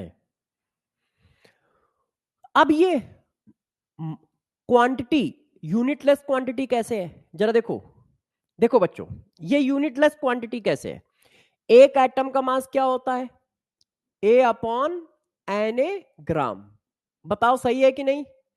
एक एटम का मास क्या होता है? एक एटम का मास क्या होता है? A/Na ग्राम। अच्छा, एक AMU का मास क्या होता है? 1/Na ग्राम। एक AMU का मास क्या होता है? 1/Na ग्राम। ग्राम से ग्राम कट गया, AMU से AMU कट गया। तो बताओ RAM की वैल्यू कितनी आएगी? RAM की जो वैल्यू आएगी वो आएगी A के बराबर। मगर पीछे यूनिट नहीं रहेगी, पीछे यूनिट नहीं रहेगी, है पीछे यूनिट नहीं रहेगी। रिलेटिव एटॉमिक मास की वैल्यू मास नंबर के बराबर होगी विदाउट यूनिट। देखो, मास नंबर के पीछे कोई यूनिट नहीं लिखी है तो वो रिलेटिव एटॉमिक मास है। मास नंबर के पीछे यूनिट लिखी है यूनिफाइड, तो वो एटॉमिक मास है, एक एटम का मास है। मास नंबर के पीछे यूनिट लिखी है ग्राम, तो वो मोलर एटॉमिक मास है या ग्राम एटॉमिक मास है, और वो एक मोल एटम का मास है। वो क्या है? एक मोल एटम का मास। तीनों में डिफरेंस समझ में आ रहा है? तीनों में डिफरेंस समझ में आ रहा है? रिलेटिव एटॉमिक मास क्या होता है? रिलेटिव एटॉमिक मास क्या होता है? कोई भी एटम एक AMU से कितने गुना भारी है। और रिलेटिव एटॉमिक मास की वैल्यू कितनी निकल के आती है? मास नंबर के बराबर विदाउट यूनिट। Without unit. तो मास नंबर के पीछे यदि यूनिफाइड है, इसका मतलब वो एटॉमिक मास है और वो एक एटम का मास है इन term of unified. Mass number के पीछे ग्राम है, इसका मतलब वो मोलर एटॉमिक मास है या ग्राम एटॉमिक मास है, और वो एक मोल एटम का मास है। मास नंबर के पीछे कोई यूनिट नहीं है, इसका मतलब वो रिलेटिव एटॉमिक मास है। सही है, सही है। अब ये बात हम लोग जरा सीएचडी में लिख देते हैं, ये बात हम लोग सीएचडी में लिख देते हैं। तो रिलेटिव एटॉमिक मास क्या होगा? रिलेटिव एटॉमिक मास। तो रिलेटिव एटॉमिक मास की डिफिनीशन क्या है? वो ये है, मास ऑफ सिंगल एटम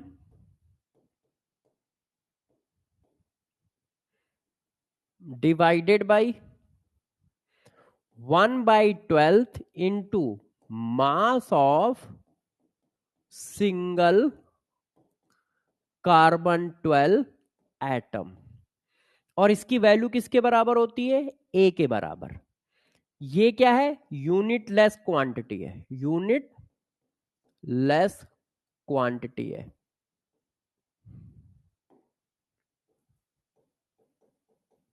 ये आपके शॉर्ट नोट्स तैयार हो रहे हैं, ये सिर्फ नंबर है, इट इज ए नंबर,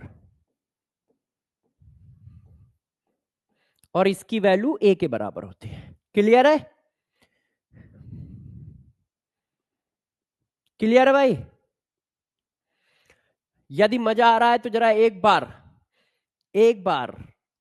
लाल पीला हरा नीला कर दो चैट को। यदि मजा आ रहा है तो एक बार लाल पीला नीला हरा कर दो चैट को, और ये मैचिंग करके दिखाओ। सारे बच्चे ये मैचिंग करके दिखाएं। मैच द कॉलम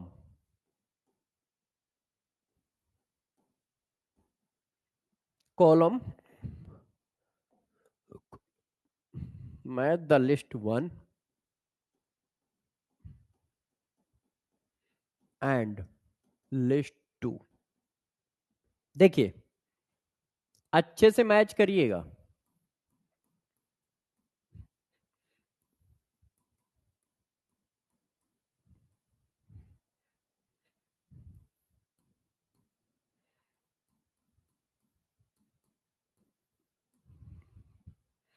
ए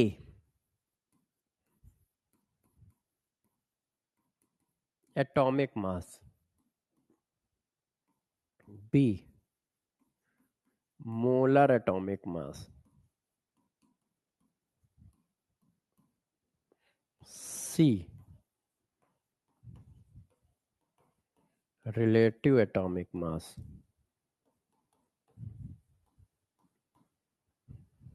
ठीक है, यहां पे देखो पी क्यू आर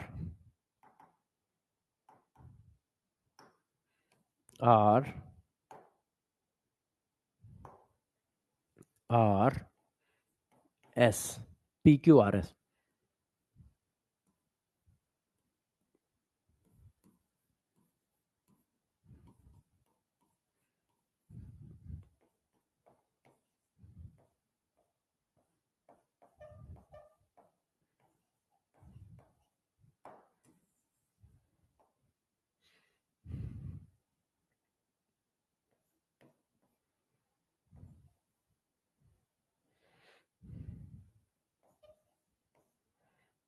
बताओ भाई, ऑप्शन नंबर 1 ए का मैच है पी के साथ, बी का मैच है क्यू के साथ, सी का मैच है आर और एस के साथ। ऑप्शन नंबर 2 ए का मैच है क्यू के साथ, बी का मैच है आर के साथ, सी का मैच है पी के साथ। बताओ कौन सा ऑप्शन सही है? सारे बच्चे आंसर दे, कौन सा ऑप्शन सही है? नाइट्रोजन एटम के लिए बात की गई है। एटॉमिक मास, मोलर एटॉमिक मास, रिलेटिव एटॉमिक मास। अच्छे से आंसर दीजिएगा। यस, गजब आंसर देना है।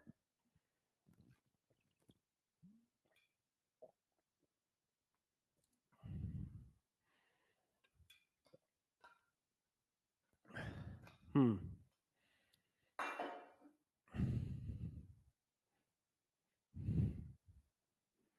हम्म देखो एटॉमिक मास क्या होता है, एटॉमिक मास की वैल्यू होती है a in term of unified, molar atomic mass की वैल्यू होती है a in term of gram, relative atomic mass की वैल्यू होती है सिर्फ ए। अब इसके हिसाब से देखो क्या है, तो ए का मैच क्या होगा, क्यू। क्यों, क्योंकि नाइट्रोजन ऐसे लिखा जाता है, तो मास नंबर कितना है, 14 है। मोलर एटॉमिक मास क्या होगा, 14 ग्राम, और ये क्या होगा, सिर्फ 14। तो आंसर क्या आएगा, second. Yes yes yes, answer क्या आएगा, सेकंड आएगा। अच्छा, अब जरा मुझे एक क्वेश्चन करके बताओ, एक क्वेश्चन आपके एनसीईआरटी का है, ये वाला पार्ट करिए, ये वाला, सिर्फ ये वाला, बाकी तो आप कर लोगे, बाकी दो पार्ट आपके होमवर्क है, ये घर से करके आना है, ये घर से करके आना है, और ये वाला क्लास में करना है। गौर सुनो, calculate the number of atoms in each of the following, 52 unified of helium. हम सेकंड पार्ट को सॉल्व करेंगे, 52 यूनिफाइड ऑफ हीलियम, इसमें निकालना है नंबर ऑफ एटम। अब आप सबको पता है नंबर ऑफ एटम निकालने का तरीका क्या है, मोल बनाओ, और मोल बनाने के बाद, मोल बनाने के बाद Na से मल्टीप्लाई कर दो। मगर प्रॉब्लम यह है कि मोल बनाने का फार्मूला यह होता है, number of mole equal to mass in gram. Formula ध्यान है सबको, मास किस में रखना चाहिए, ग्राम में रखना चाहिए, mass in gram divided by molecular mass या एटॉमिक मास इन ग्राम। अब ये मास ग्राम में नहीं है, ये यूनिफाइड में है, तो यूनिफाइड को ग्राम कैसे बनाओगे, एक यूनिफाइड की वैल्यू कितनी होती है, एक यूनिफाइड की वैल्यू कितनी होती है, 1/Na ग्राम। तो अब देखो ये ग्राम में बन गया, अब आंसर आ गया, मास ऑफ एटम आ गया डिवाइडेड बाय हीलियम, हीलियम का मास कितना होता है, 4, तो 13 चौको 52, तो ये आया 13/Na मोल। अब हमें मोल नहीं पूछ रहा है, एटम के नंबर पूछ रहा है, और ये किसके है, 13/Na mole of helium atom. अब यार इसको नंबर बनाओ, तो मोल को नंबर बनाने के लिए Na से multiply, number of helium atom, Na से Na कट गया, तो ये 13 नंबर ऑफ एटम आ गया। तो ध्यान रखना, कभी कभी हम ऐसे घुमाएंगे आपको, yes yes yes, very good very good very good, कभी कभी हम इस तरह से परेशान करेंगे। ये दोनों होमवर्क हैं, आप घर से करके आइएगा, मैं डिस्कस करूंगा। इस तरह का कोई क्वेश्चन कराया नहीं था, इसलिए मैंने कराया है। बात समझ में आई है सबको कैसे किया। भाई देखो, मोल वाला जो फार्मूला है, आप सबको पता है कि वो जो फार्मूला है वो है एटम का मास ग्राम में होना चाहिए, और यहां यूनिट लगी है यूनिफाइड, तो यूनिफाइड को ग्राम बनाना पड़ेगा, और एक यूनिफाइड इक्वल टू होता है 1/Na ग्राम। तो मैंने उसको पहले यूनिट चेंज की, ग्राम बनाई, अब फिर वही कर दिया जो हमेशा करते आए। अब ये एवरेज एटॉमिक वेट की बात करते हैं, last and final heading, average atomic wait. तो एवरेज एटॉमिक वेट क्या होता है, जरा देखो, most of atoms atom have isotopes and present in isotopic mixture.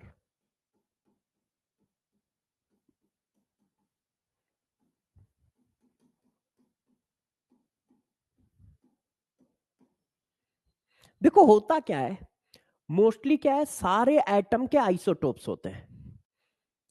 Mostly क्या होता है, सारे एटम के आइसोटोप्स होते हैं।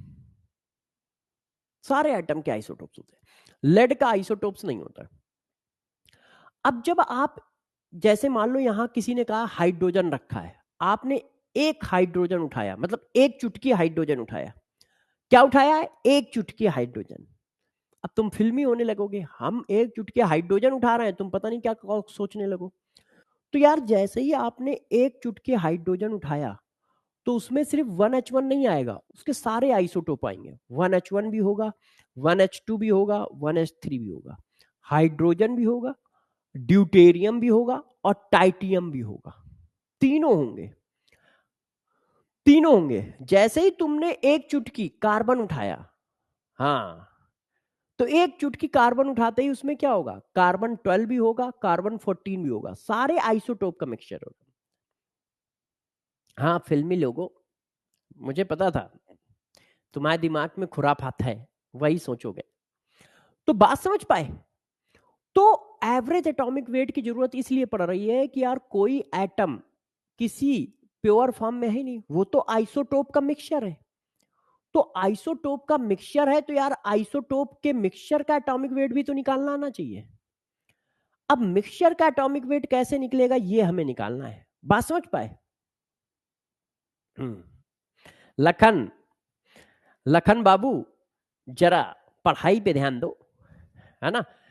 हाँ क्योंकि आजकल, हाँ पढ़ाई पे ध्यान दो लखन बेटा, नहीं तो जैसे अभी ऑपरेशन सिंदूर चल रहा है ना, वैसे पापा मम्मी भाई बहन तुम्हारे ऊपर ऑपरेशन सिंदूर चलाएंगे। 1 साल बाद ये तुम्हारा सिलेक्शन होगा, मार जूते लात घूसा झाड़ू बेलन डंडा सब चलेगा तुम्हारे ऊपर।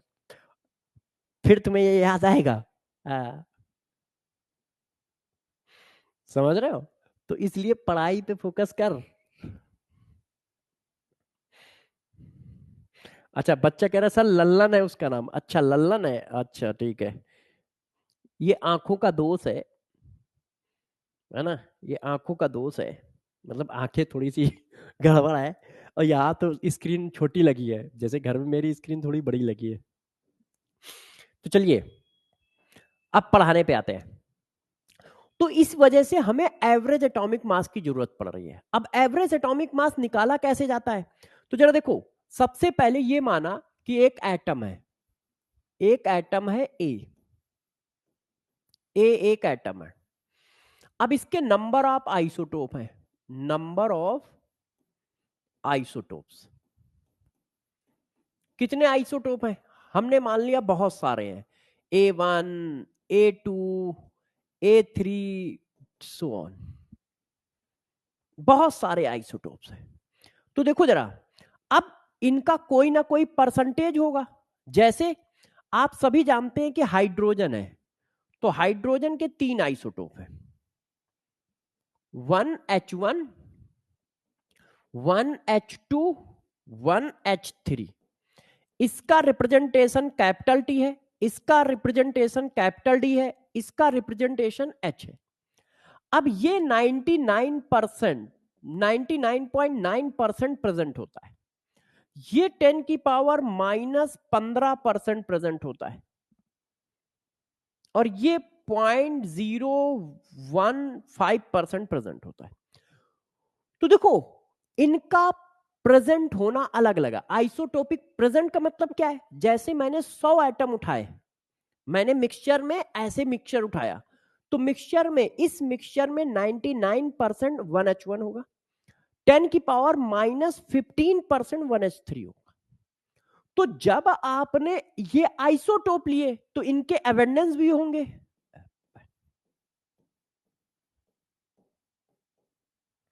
एवेंडेंस परसेंटेज, एवेंडेंस परसेंटेज का मतलब होता है मास परसेंटेज।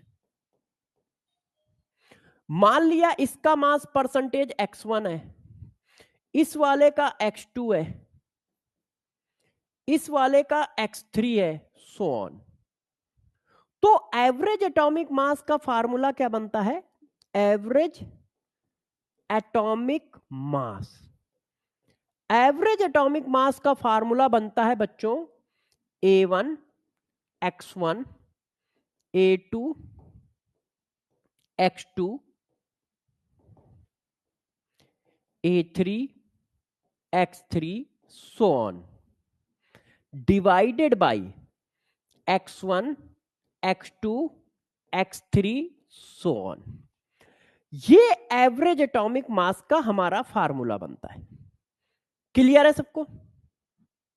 क्लियर है सबको? मैंने क्या कहा, एवरेज एटॉमिक मास कहां जरूरत पड़ती है? जब हमारे पास एटम आइसोटोपिक मिक्सचर के फॉर्म में होते हैं। एटम जब आइसोटोपिक मिक्सचर के फॉर्म में होते हैं तो हम उनका एवरेज निकालते हैं। तो average atomic mass A1 X1 plus A2 X2 plus A3 X3 divided by X1 plus X2 plus X3। A1 A2 A3 क्या है? आइसोटोप के मास है। ये क्या है? आइसोटोप के मास नंबर है। ये मास नंबर ऑफ आइसोटोप है। ये मास नंबर ऑफ आइसोटोप्स है। और X1 X2 क्या है? ये परसेंटेज ऑफ अबेंडेंस या मास परसेंटेज है। अब मान लो किसी के दो आइसोटोप हो। यदि हम मान ले A के दो आइसोटोप है, दो आइसोटोप है, दो से ज्यादा नहीं है, सिर्फ दो आइसोटोप है। तो जब दो आइसोटोप है तो एवरेज एटॉमिक वेट का फार्मूला ऐसे आ जाएगा भाई। जब दो है तो ऐसे आ जाएगा A1 X1 A2 X2 divided by X1 plus X2। अब गौर से देखो, जब दो आइसोटोप होंगे तो यदि ये X1 परसेंटेज है तो दूसरा वाला क्या होगा? 100 माइनस X1। मतलब दोनों का सम क्या होगा? 100 होगा। यदि दो आइसोटोप हैं तो जरा देखो कैसे करोगे भाई। हम और तुम मिलके 100% है, हम और तुम मिलके 100% है। तो यदि मैं 40% हूं तो तुम कितना हो? 60%। यदि मैं 40% हूं तुम कितना हो? 60%। यही सिलेक्शन में मेहनत का रेशियो है मुन्ना। ऐसे ही 40-60 नहीं बोल रहा हूं। सिलेक्शन आप दोगे, 60% आपका रोल है। ये तो मान लो लोग हैं अपना क्रेडिट जबरदस्ती खा लेते हैं। वो बच्चे का क्रेडिट होता है जो खा लेते हैं। पहली रैंक मेरे पढ़ाने से आई है। बच्चा मेरे यहां पढ़ता था इसलिए पहली रैंक आई है। तो ये तो सर्वेश दीक्षित है जो बच्चे का क्रेडिट खा रहा है। यदि पहली रैंक मेरे पढ़ाने से आई है तो मैं साल में कम से कम 3 लाख 4 लाख बच्चों को पढ़ा देता हूं। और सीट है मात्र 30-35 हजार। तो इसका मतलब 90% से ज्यादा बच्चे को मैंने जिनको पढ़ाया वो नहीं सेलेक्ट हुए हैं। तो आपको तो ये कहना चाहिए कि यार 90% बच्चा सेलेक्ट नहीं होता है जब मैं पढ़ा देता हूं। भाई आप बड़ी वैल्यू को हमेशा बताते हो ना। आप कहते हो मेरे पास 100 रुपए हैं, आप ये थोड़ी कहते हो मेरे पास 100 रुपए 4 आने हैं। 4 आने का मतलब 0.25 पैसे। तो यहां पे क्या है, लोग लोग बच्चों का क्रेडिट खा जाते हैं। मैंने पढ़ाया तो सिलेक्शन हुआ, है ना। अरे प्रभु, आपने 90% बच्चे जो पढ़ाए वो नहीं सेलेक्ट हुए, तो उनके लिए क्यों नहीं कह रहे हो कि मैंने पढ़ाया इसलिए तेरा सिलेक्शन नहीं हुआ, इसलिए तेरा सिलेक्शन नहीं हुआ। तो वो तो चलो समाज की बात है, ऐसा नहीं है। मैं भी मान लो आप में से सबका सिलेक्शन होगा तो मैं भी कहूंगा हाँ ये बच्चा मेरे से पढ़ता था। मगर ये बात गलत है, ध्यान रखिएगा। सिलेक्शन आप देते हो, मेरा 40% रोल है। सिलेक्शन वाली सीट पे आप बैठोगे जाके, उस दिन पेपर आप दोगे, तो सबसे बड़ा रोल आपका है। सबसे बड़ा रोल आपका है। सिलेक्शन आप देते हो। मैं पिछले 22 साल से हर बच्चे से यही कहता हूं कि मैं कभी सिलेक्शन नहीं देता। ये गलत फहमी है, ये गलत फहमी है। ये मतलब कोचिंग वालों का अपना प्रचार करने का तरीका है, और इसमें मैं भी भागीदार हूं। देखो मैं बच्चों के सामने ऐसा नहीं कि देखो मैं इंसान हूं तो मैं झूठ बोलूंगा। मैं इंसान की प्रजाति में पाया जाता हूं तो मैं झूठ बोलूंगा, मगर मैं बच्चों से कम झूठ बोलता हूं, मतलब ना के बराबर। क्यों? क्योंकि वो हमें फॉलो करते हैं, इसलिए, बस इसलिए। तो कैमरे के सामने मैं ना के बराबर झूठ बोलता हूं। बोलता तो हूं, इंसान हूं, मगर ना के बराबर, क्योंकि वो बेचारे हमें फॉलो करते हैं। यदि मैं कहूंगा मेरे पढ़ाने से सिलेक्शन होता है, तो वो क्या है, इस बात पे आ जाएगा, सर पढ़ा रहे हैं तो मेरा तो सिलेक्शन हो ही जाएगा, सर पढ़ा रहे हैं तो मेरा तो सिलेक्शन हो ही जाएगा, बस मुझे सर के साथ पढ़ते रहना है। नहीं, आपको मेरे साथ बहुत मेहनत करनी है, तब सिलेक्शन होगा। क्यों? क्योंकि 40% मैं हूं, 60% आप हो। 40% मैं हूं, 60% आप हो। तो ये बात बिल्कुल सही है कि मैं पढ़ाऊंगा, आपकी हेल्प करूंगा। मैं इस बात की गारंटी जरूर ले सकता हूं कि मैं तुमको दूसरों से ज्यादा अच्छा पढ़ाऊंगा। मैं इस बात की गारंटी जरूर ले सकता हूं कि मैं जो पढ़ाऊंगा पेपर उसके बाहर नहीं जाएगा, वो सारे कॉन्सेप्ट पेपर में यूज होंगे। कर पाओगे नहीं कर पाओगे इसकी गारंटी मेरी नहीं है, वो आप ले पाओगे। मगर कोई क्वेश्चन ऐसा नहीं आएगा, चाहे वो जेई एडवांस का ही आ जाए, कि यार सर आपने जो कॉन्सेप्ट पढ़ाया था उससे सॉल्व नहीं हुआ, ऐसा नहीं आएगा। वो जेई एडवांस का पेपर दे दे, कोई दिक्कत नहीं है, कोई दिक्कत नहीं है, ऐसा नहीं आएगा। तुम्हारी कॉपी पे कराया होगा, उसके कॉन्सेप्ट बताए होंगे, उस तरह के क्वेश्चन मैंने बैच में करा रखे होंगे, ये सब बिल्कुल होगा। मगर पेपर में परफॉर्म करना आपका काम है, तो थोड़ा सा मेहनत करते रहना, लोगों के बहकावे में मत आना। अरे बस तुमने मेरा ज्वाइन कर लिया है ना, सेलेक्ट हो। तुमने मुझे ज्वाइन कर लिया है ना, सेलेक्ट हो। अरे प्रभु, नहीं, मैंने तुमको ज्वाइन कर लिया है इसलिए तुम सेलेक्ट हो, क्योंकि सिलेक्शन आप देते हो, मैं कहां दूंगा यार, है ना, मैं आपकी हेल्प करूंगा। अच्छा, अब देखो, तो जब दो आइसोटोप होंगे, जब दो आइसोटोप होंगे, तो यदि एक का परसेंटेज 40 है तो ऑटोमेटिक दूसरे का 60 है। तो इसका मतलब जब एक का परसेंटेज पता हो तो दूसरे का अपने आप पता है, इसका मतलब ये हो गया। इसका मतलब क्या हो गया, एक का परसेंटेज पता है तो दूसरे का अपने आप पता है। भाई मैं 40%, आप 60%, आप 60%, मैं 40%, दोनों का सम 100, दोनों का सम 100। अच्छा, अब मैं जो बात बताने जा रहा हूं इसको गौर से सुनना, सारे बच्चे इस बात को गौर सुनेंगे, क्योंकि ये किसी बुक में नहीं मिलेगा। ये यही चीज है जो मैं आपको प्रोवाइड करा के आपके सिलेक्शन को आगे बढ़ा रहा हूं, मगर सिलेक्शन फिर भी मैं नहीं दे रहा हूं, क्योंकि मैं हूं 40% ही, 60% नहीं हूं। तो जरा देखो बच्चों, एक खास बात, बहुत खास बात, गौर सुनिएगा। देखो, जो आइसोटोप का एटॉमिक मास कम होगा, मिनिमम होगा, एवरेज वैल्यू उससे हमेशा बड़ी आएगी। एवरेज एटॉमिक मास हमेशा मिनिमम वाले आइसोटोप से बड़ा आएगा और मैक्सिमम वाले आइसोटोप से छोटा आएगा। ये एक मैथमेटिक्स है, और ना मानो तो आपको प्रूफ करके देता हूं। मेरा वेट, गौर सुनना, मेरा वेट है 72 किलो, मेरा वेट 72 किलो है, तुम्हारा वेट 28 किलो है, एवरेज कितना आया बताओ। मेरा वेट 72 किलो है, तुम्हारा वेट 28 किलो है, एवरेज कितना आया, सारे लोग आंसर दें। मेरा वेट 72 किलो है, तुम्हारा वेट 28 किलो है, एवरेज कितना आया, 50। 72 प्लस 28 100 डिवाइडेड बाई 2, क्योंकि दो लोगों में बंटना है। सौरभ, बहुत मारे खाओगे, बहुत मार खाओगे। 75, 72 प्लस 28 जोड़कर सौरभ 90 ला रहा है। अरे सौरभ, है पापा मम्मी के पैसे खूब बर्बाद किए तुमने, है ना।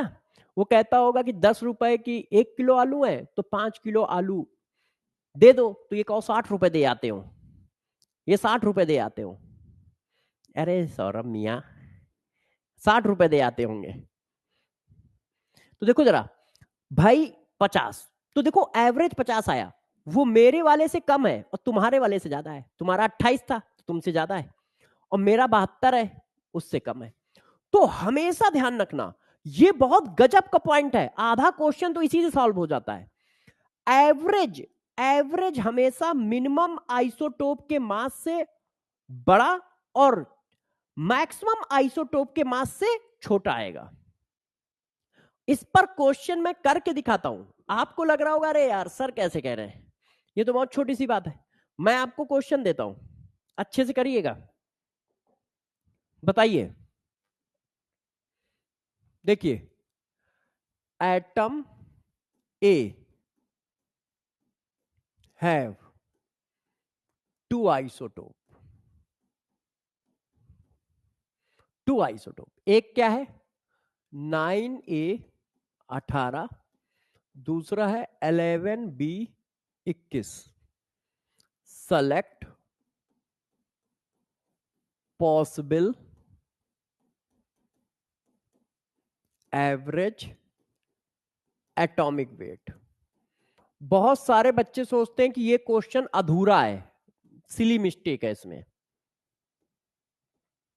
बहुत सारे बच्चे क्या सोचते हैं कि ये क्वेश्चन अधूरा है, इसमें सिली मिस्टेक है।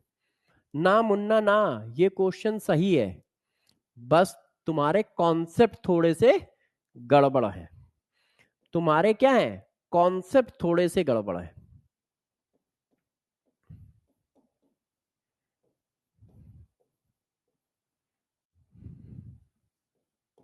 बताओ, पॉसिबल आंसर बताओ,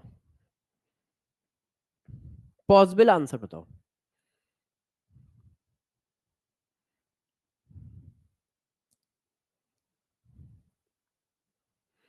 पॉसिबल आंसर बताओ। हाँ, तो एवरेज जो है हमेशा, एवरेज क्या होगा, एवरेज जो है, देखो छोटा वाला कौन है 18 और बड़ा वाला कौन है 21। तो छोटे वाले से बड़ा होगा और बड़े वाले से छोटा होगा। तो एवरेज 18 और 21 के बीच में ही कहीं आ रहा होगा। ये 18 से कम है तो ये पॉसिबल ही नहीं है, ये 21 से ज्यादा है तो ये पॉसिबल ही नहीं है। आंसर पॉसिबल सिर्फ यही वाला है, आंसर पॉसिबल सिर्फ यही वाला है। तो ध्यान रखिएगा, एवरेज एटॉमिक वेट हमेशा छोटे वाले से बड़ा और बड़े वाले से छोटा होगा। इस बात को ध्यान रखोगे। अच्छा, नेक्स्ट नंबर का पॉइंट, एवरेज एटॉमिक वेट उसी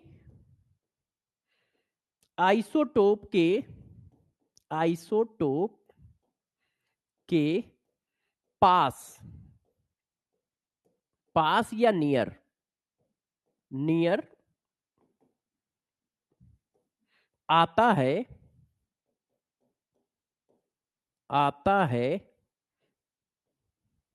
जिसका, जिसका परसेंटेज अवेंडेंस, परसेंटेज अवेंडेंस ज्यादा होता है।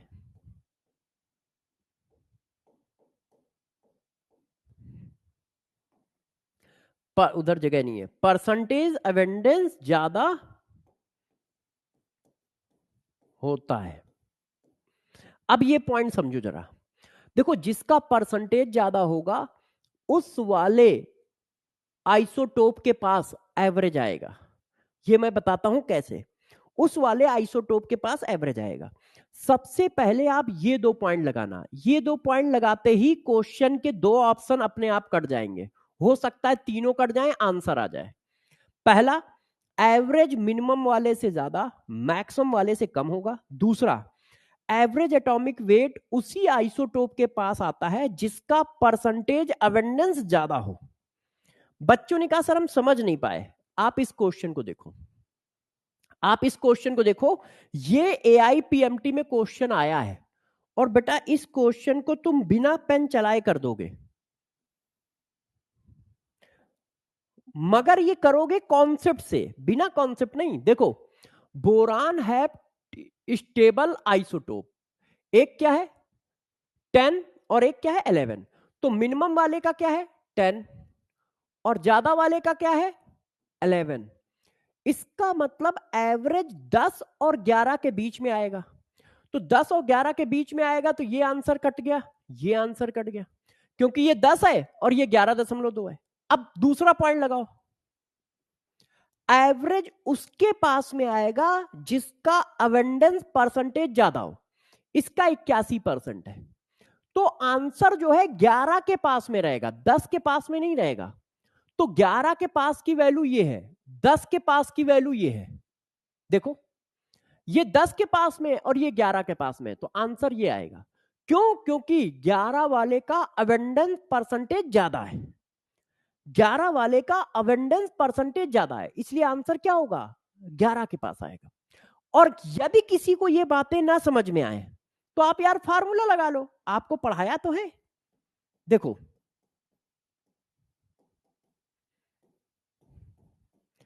A1 X1 A2 X2 X1 plus X2 190, 11 एक कम 11 और 88, तो 89 हो गया, है ना, और ये 100 हो गया। अब जोड़ लो, तो ये इसको 200 जोड़ दो, तो 200 जोड़ दो तो 1081, तो ये हो जाएगा 1081 डिवाइडेड बाई 100। ये देखो ये आंसर आ रहा है, आ गया।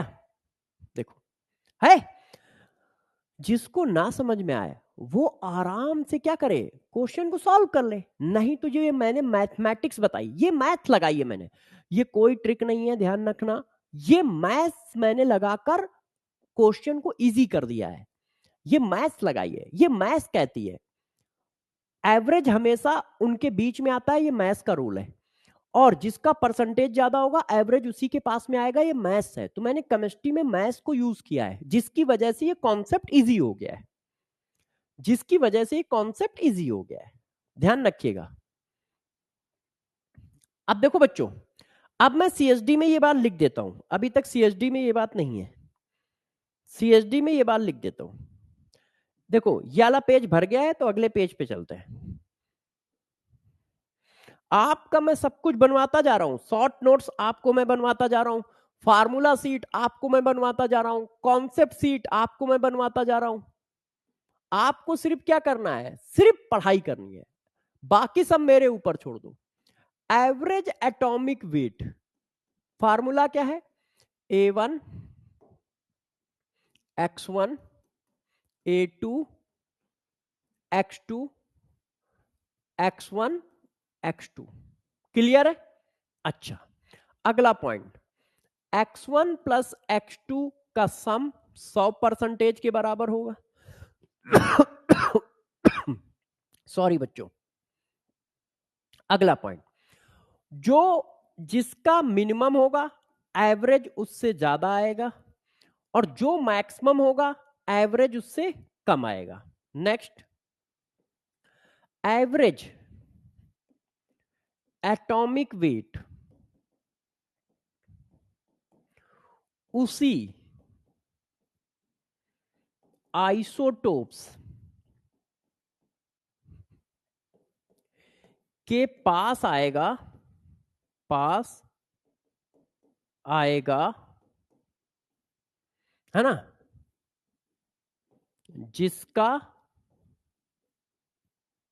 जिसका परसेंटेज अबेंडेंस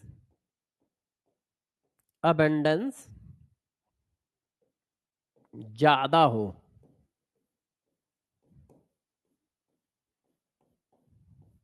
होगा एवरेज एटॉमिक वेट उसी के पास में आएगा जिसका परसेंटेज अबेंडेंस ज्यादा होगा। क्लियर है? क्लियर है? अभी देखो, अभी बहुत कुछ बाकी है, अभी पूरा खत्म नहीं हुआ है ये टॉपिक। अभी बच्चों ये टॉपिक खत्म नहीं हुआ है, अभी इसमें काम बाकी है, अभी इसमें काम बाकी है, ठीक है। अब जैसे ये क्वेश्चन, ये भी देखो आपके पेपर में आया हुआ क्वेश्चन है, ये मैं होमवर्क में दे रहा हूं, इसको करके आओगे। ये होमवर्क है, ये होमवर्क है, इसको करके आओगे। ये होमवर्क है, इसको करके आओगे, ठीक है। एक क्वेश्चन और होमवर्क में दे रहा हूं, 2 क्वेश्चन होमवर्क दे रहा हूं, ये करके आओगे, फिर मैं इनको कराऊंगा भी। ये देखो ये 2 क्वेश्चन होमवर्क है, ये एनसीईआरटी का है, ये भी होमवर्क है। कर क्या आओगे? अब जैसे देखो, आप चाहो तो इसको ऐसे ही कर सकते हो। देखो 3 आइसोटोप है, 200, 199, 202। तो सबसे छोटा कौन है? ये। सबसे बड़ा कौन है? ये। तो इनके बीच में कहीं आएगा, तो ये गलत हो गया और ये गलत हो गया। या तो आंसर ये आएगा या आंसर ये आएगा। सबसे ज्यादा परसेंटेज किसका है? इसका। तो इसके नियर आएगा, तो इसके नियर यही वाली वैल्यू है, तो मोस्ट प्रोबेबली आंसर ये आएगा। मगर आप करके देख लीजिएगा। अब इसमें देखो 36, 38, 40, तो जो कुछ भी आंसर आएगा वो 36 और 40 के बीच में आएगा। और परसेंटेज किसका ज्यादा है? इसका ज्यादा है। इसका मतलब आंसर 40 के नियर आएगा। इसका परसेंटेज 99.6 है, तो 40 के नियर आंसर आएगा। यदि इसमें ऑप्शन होते तो आंसर ऐसे ही निकल आता। तो ये 2 क्वेश्चन आपके होमवर्क है, ये 2 क्वेश्चन आपके होमवर्क है। आपको डीपीपी नंबर 1 लगानी है। डीपीपी नंबर 1 के 1-2 क्वेश्चन आपके अभी मिसिंग हो सकते हैं। 1-2 क्वेश्चन आप नहीं कर पाओगे क्योंकि अभी एवरेज एटॉमिक मास खत्म नहीं हुआ है। 10 मिनट का टॉपिक है, मगर मैं कल पढ़ाऊंगा। कल एवरेज एटॉमिक मास खत्म हो जाएगा। मालिकुलर मास के क्वेश्चन अभी मत लगाइएगा, अभी पढ़ाया नहीं है। तो कल एवरेज एटॉमिक मास खत्म हो जाएगा, मालिकुलर मास खत्म हो जाएगा, इंपीरिकल फार्मूला और मालिकुलर फार्मूला भी खत्म हो जाएगा। तो आज आप डीपीपी 1 करोगे, जो क्वेश्चन ना आए उनको सर्किल कर लेना, कल अपने आप आ जाएंगे। और कल आप डीपीपी 2 करोगे क्योंकि इंपीरिकल और मालिकुलर फार्मूला कल पढ़ा दूंगा। आप सभी बच्चों को जो कराया जा रहा है उसी तरह से करते जाओ। देखो आपका मैं टेस्ट लेके पीछे वाला लेक्चर रिवाइज करा देता हूं, और क्लास में आने से पहले 10 मिनट पिछली क्लास के सीएसडी रिवाइज करके जरूर आया करो। पूरा लेक्चर रिवाइज कर लो तो बहुत अच्छा है, मगर उतना टाइम ना मिले तो पिछली क्लास के सीएसडी जरूर रिवाइज कर लिया करो। आपको टेस्ट लेता हूं, अब सोचो क्लास में कितनी सारी चीजें करा दी जाती है। आपको टेस्ट लेके पुराना रिवाइज करा दिया, फिर आपको पढ़ा दिया, फिर आपके क्लास में आपके साथ साथ ही शॉर्ट नोट्स बनवा दिए, आपके कॉन्सेप्ट नोट्स बनवा दिए, आपकी थ्योरी नोट्स बनवा दी, फिर साथ साथ में एनसीईआरटी भी कराता जा रहा हूं और होमवर्क भी दे रहा हूं। और अभी जब चैप्टर खत्म होगा तो थ्योरी रिवीजन सीट दूंगा। चैप्टर खत्म होगा तो एनसीईआरटी एग्जाम्पलर के सारे क्वेश्चन करा दूंगा। जब चैप्टर खत्म हो रहा होगा तो तेजस और सिद्धि भी कराएंगे। मगर ये सब रिजल्ट में तभी कन्वर्ट होंगी बच्चों जब आप भी इतनी मेहनत करोगे। मैं साफ बता रहा हूं, आप भी इतनी मेहनत करोगे तब कन्वर्ट होंगी। ठीक है, इसलिए आप लोग भी लगे रहिएगा, बैकलॉग मत आने दीजिएगा। तो अब मिलूंगा कल, अपना ध्यान रखिएगा, पढ़ाई करते रहिएगा। ठीक है, ओके बच्चों, bye bye bye bye bye bye.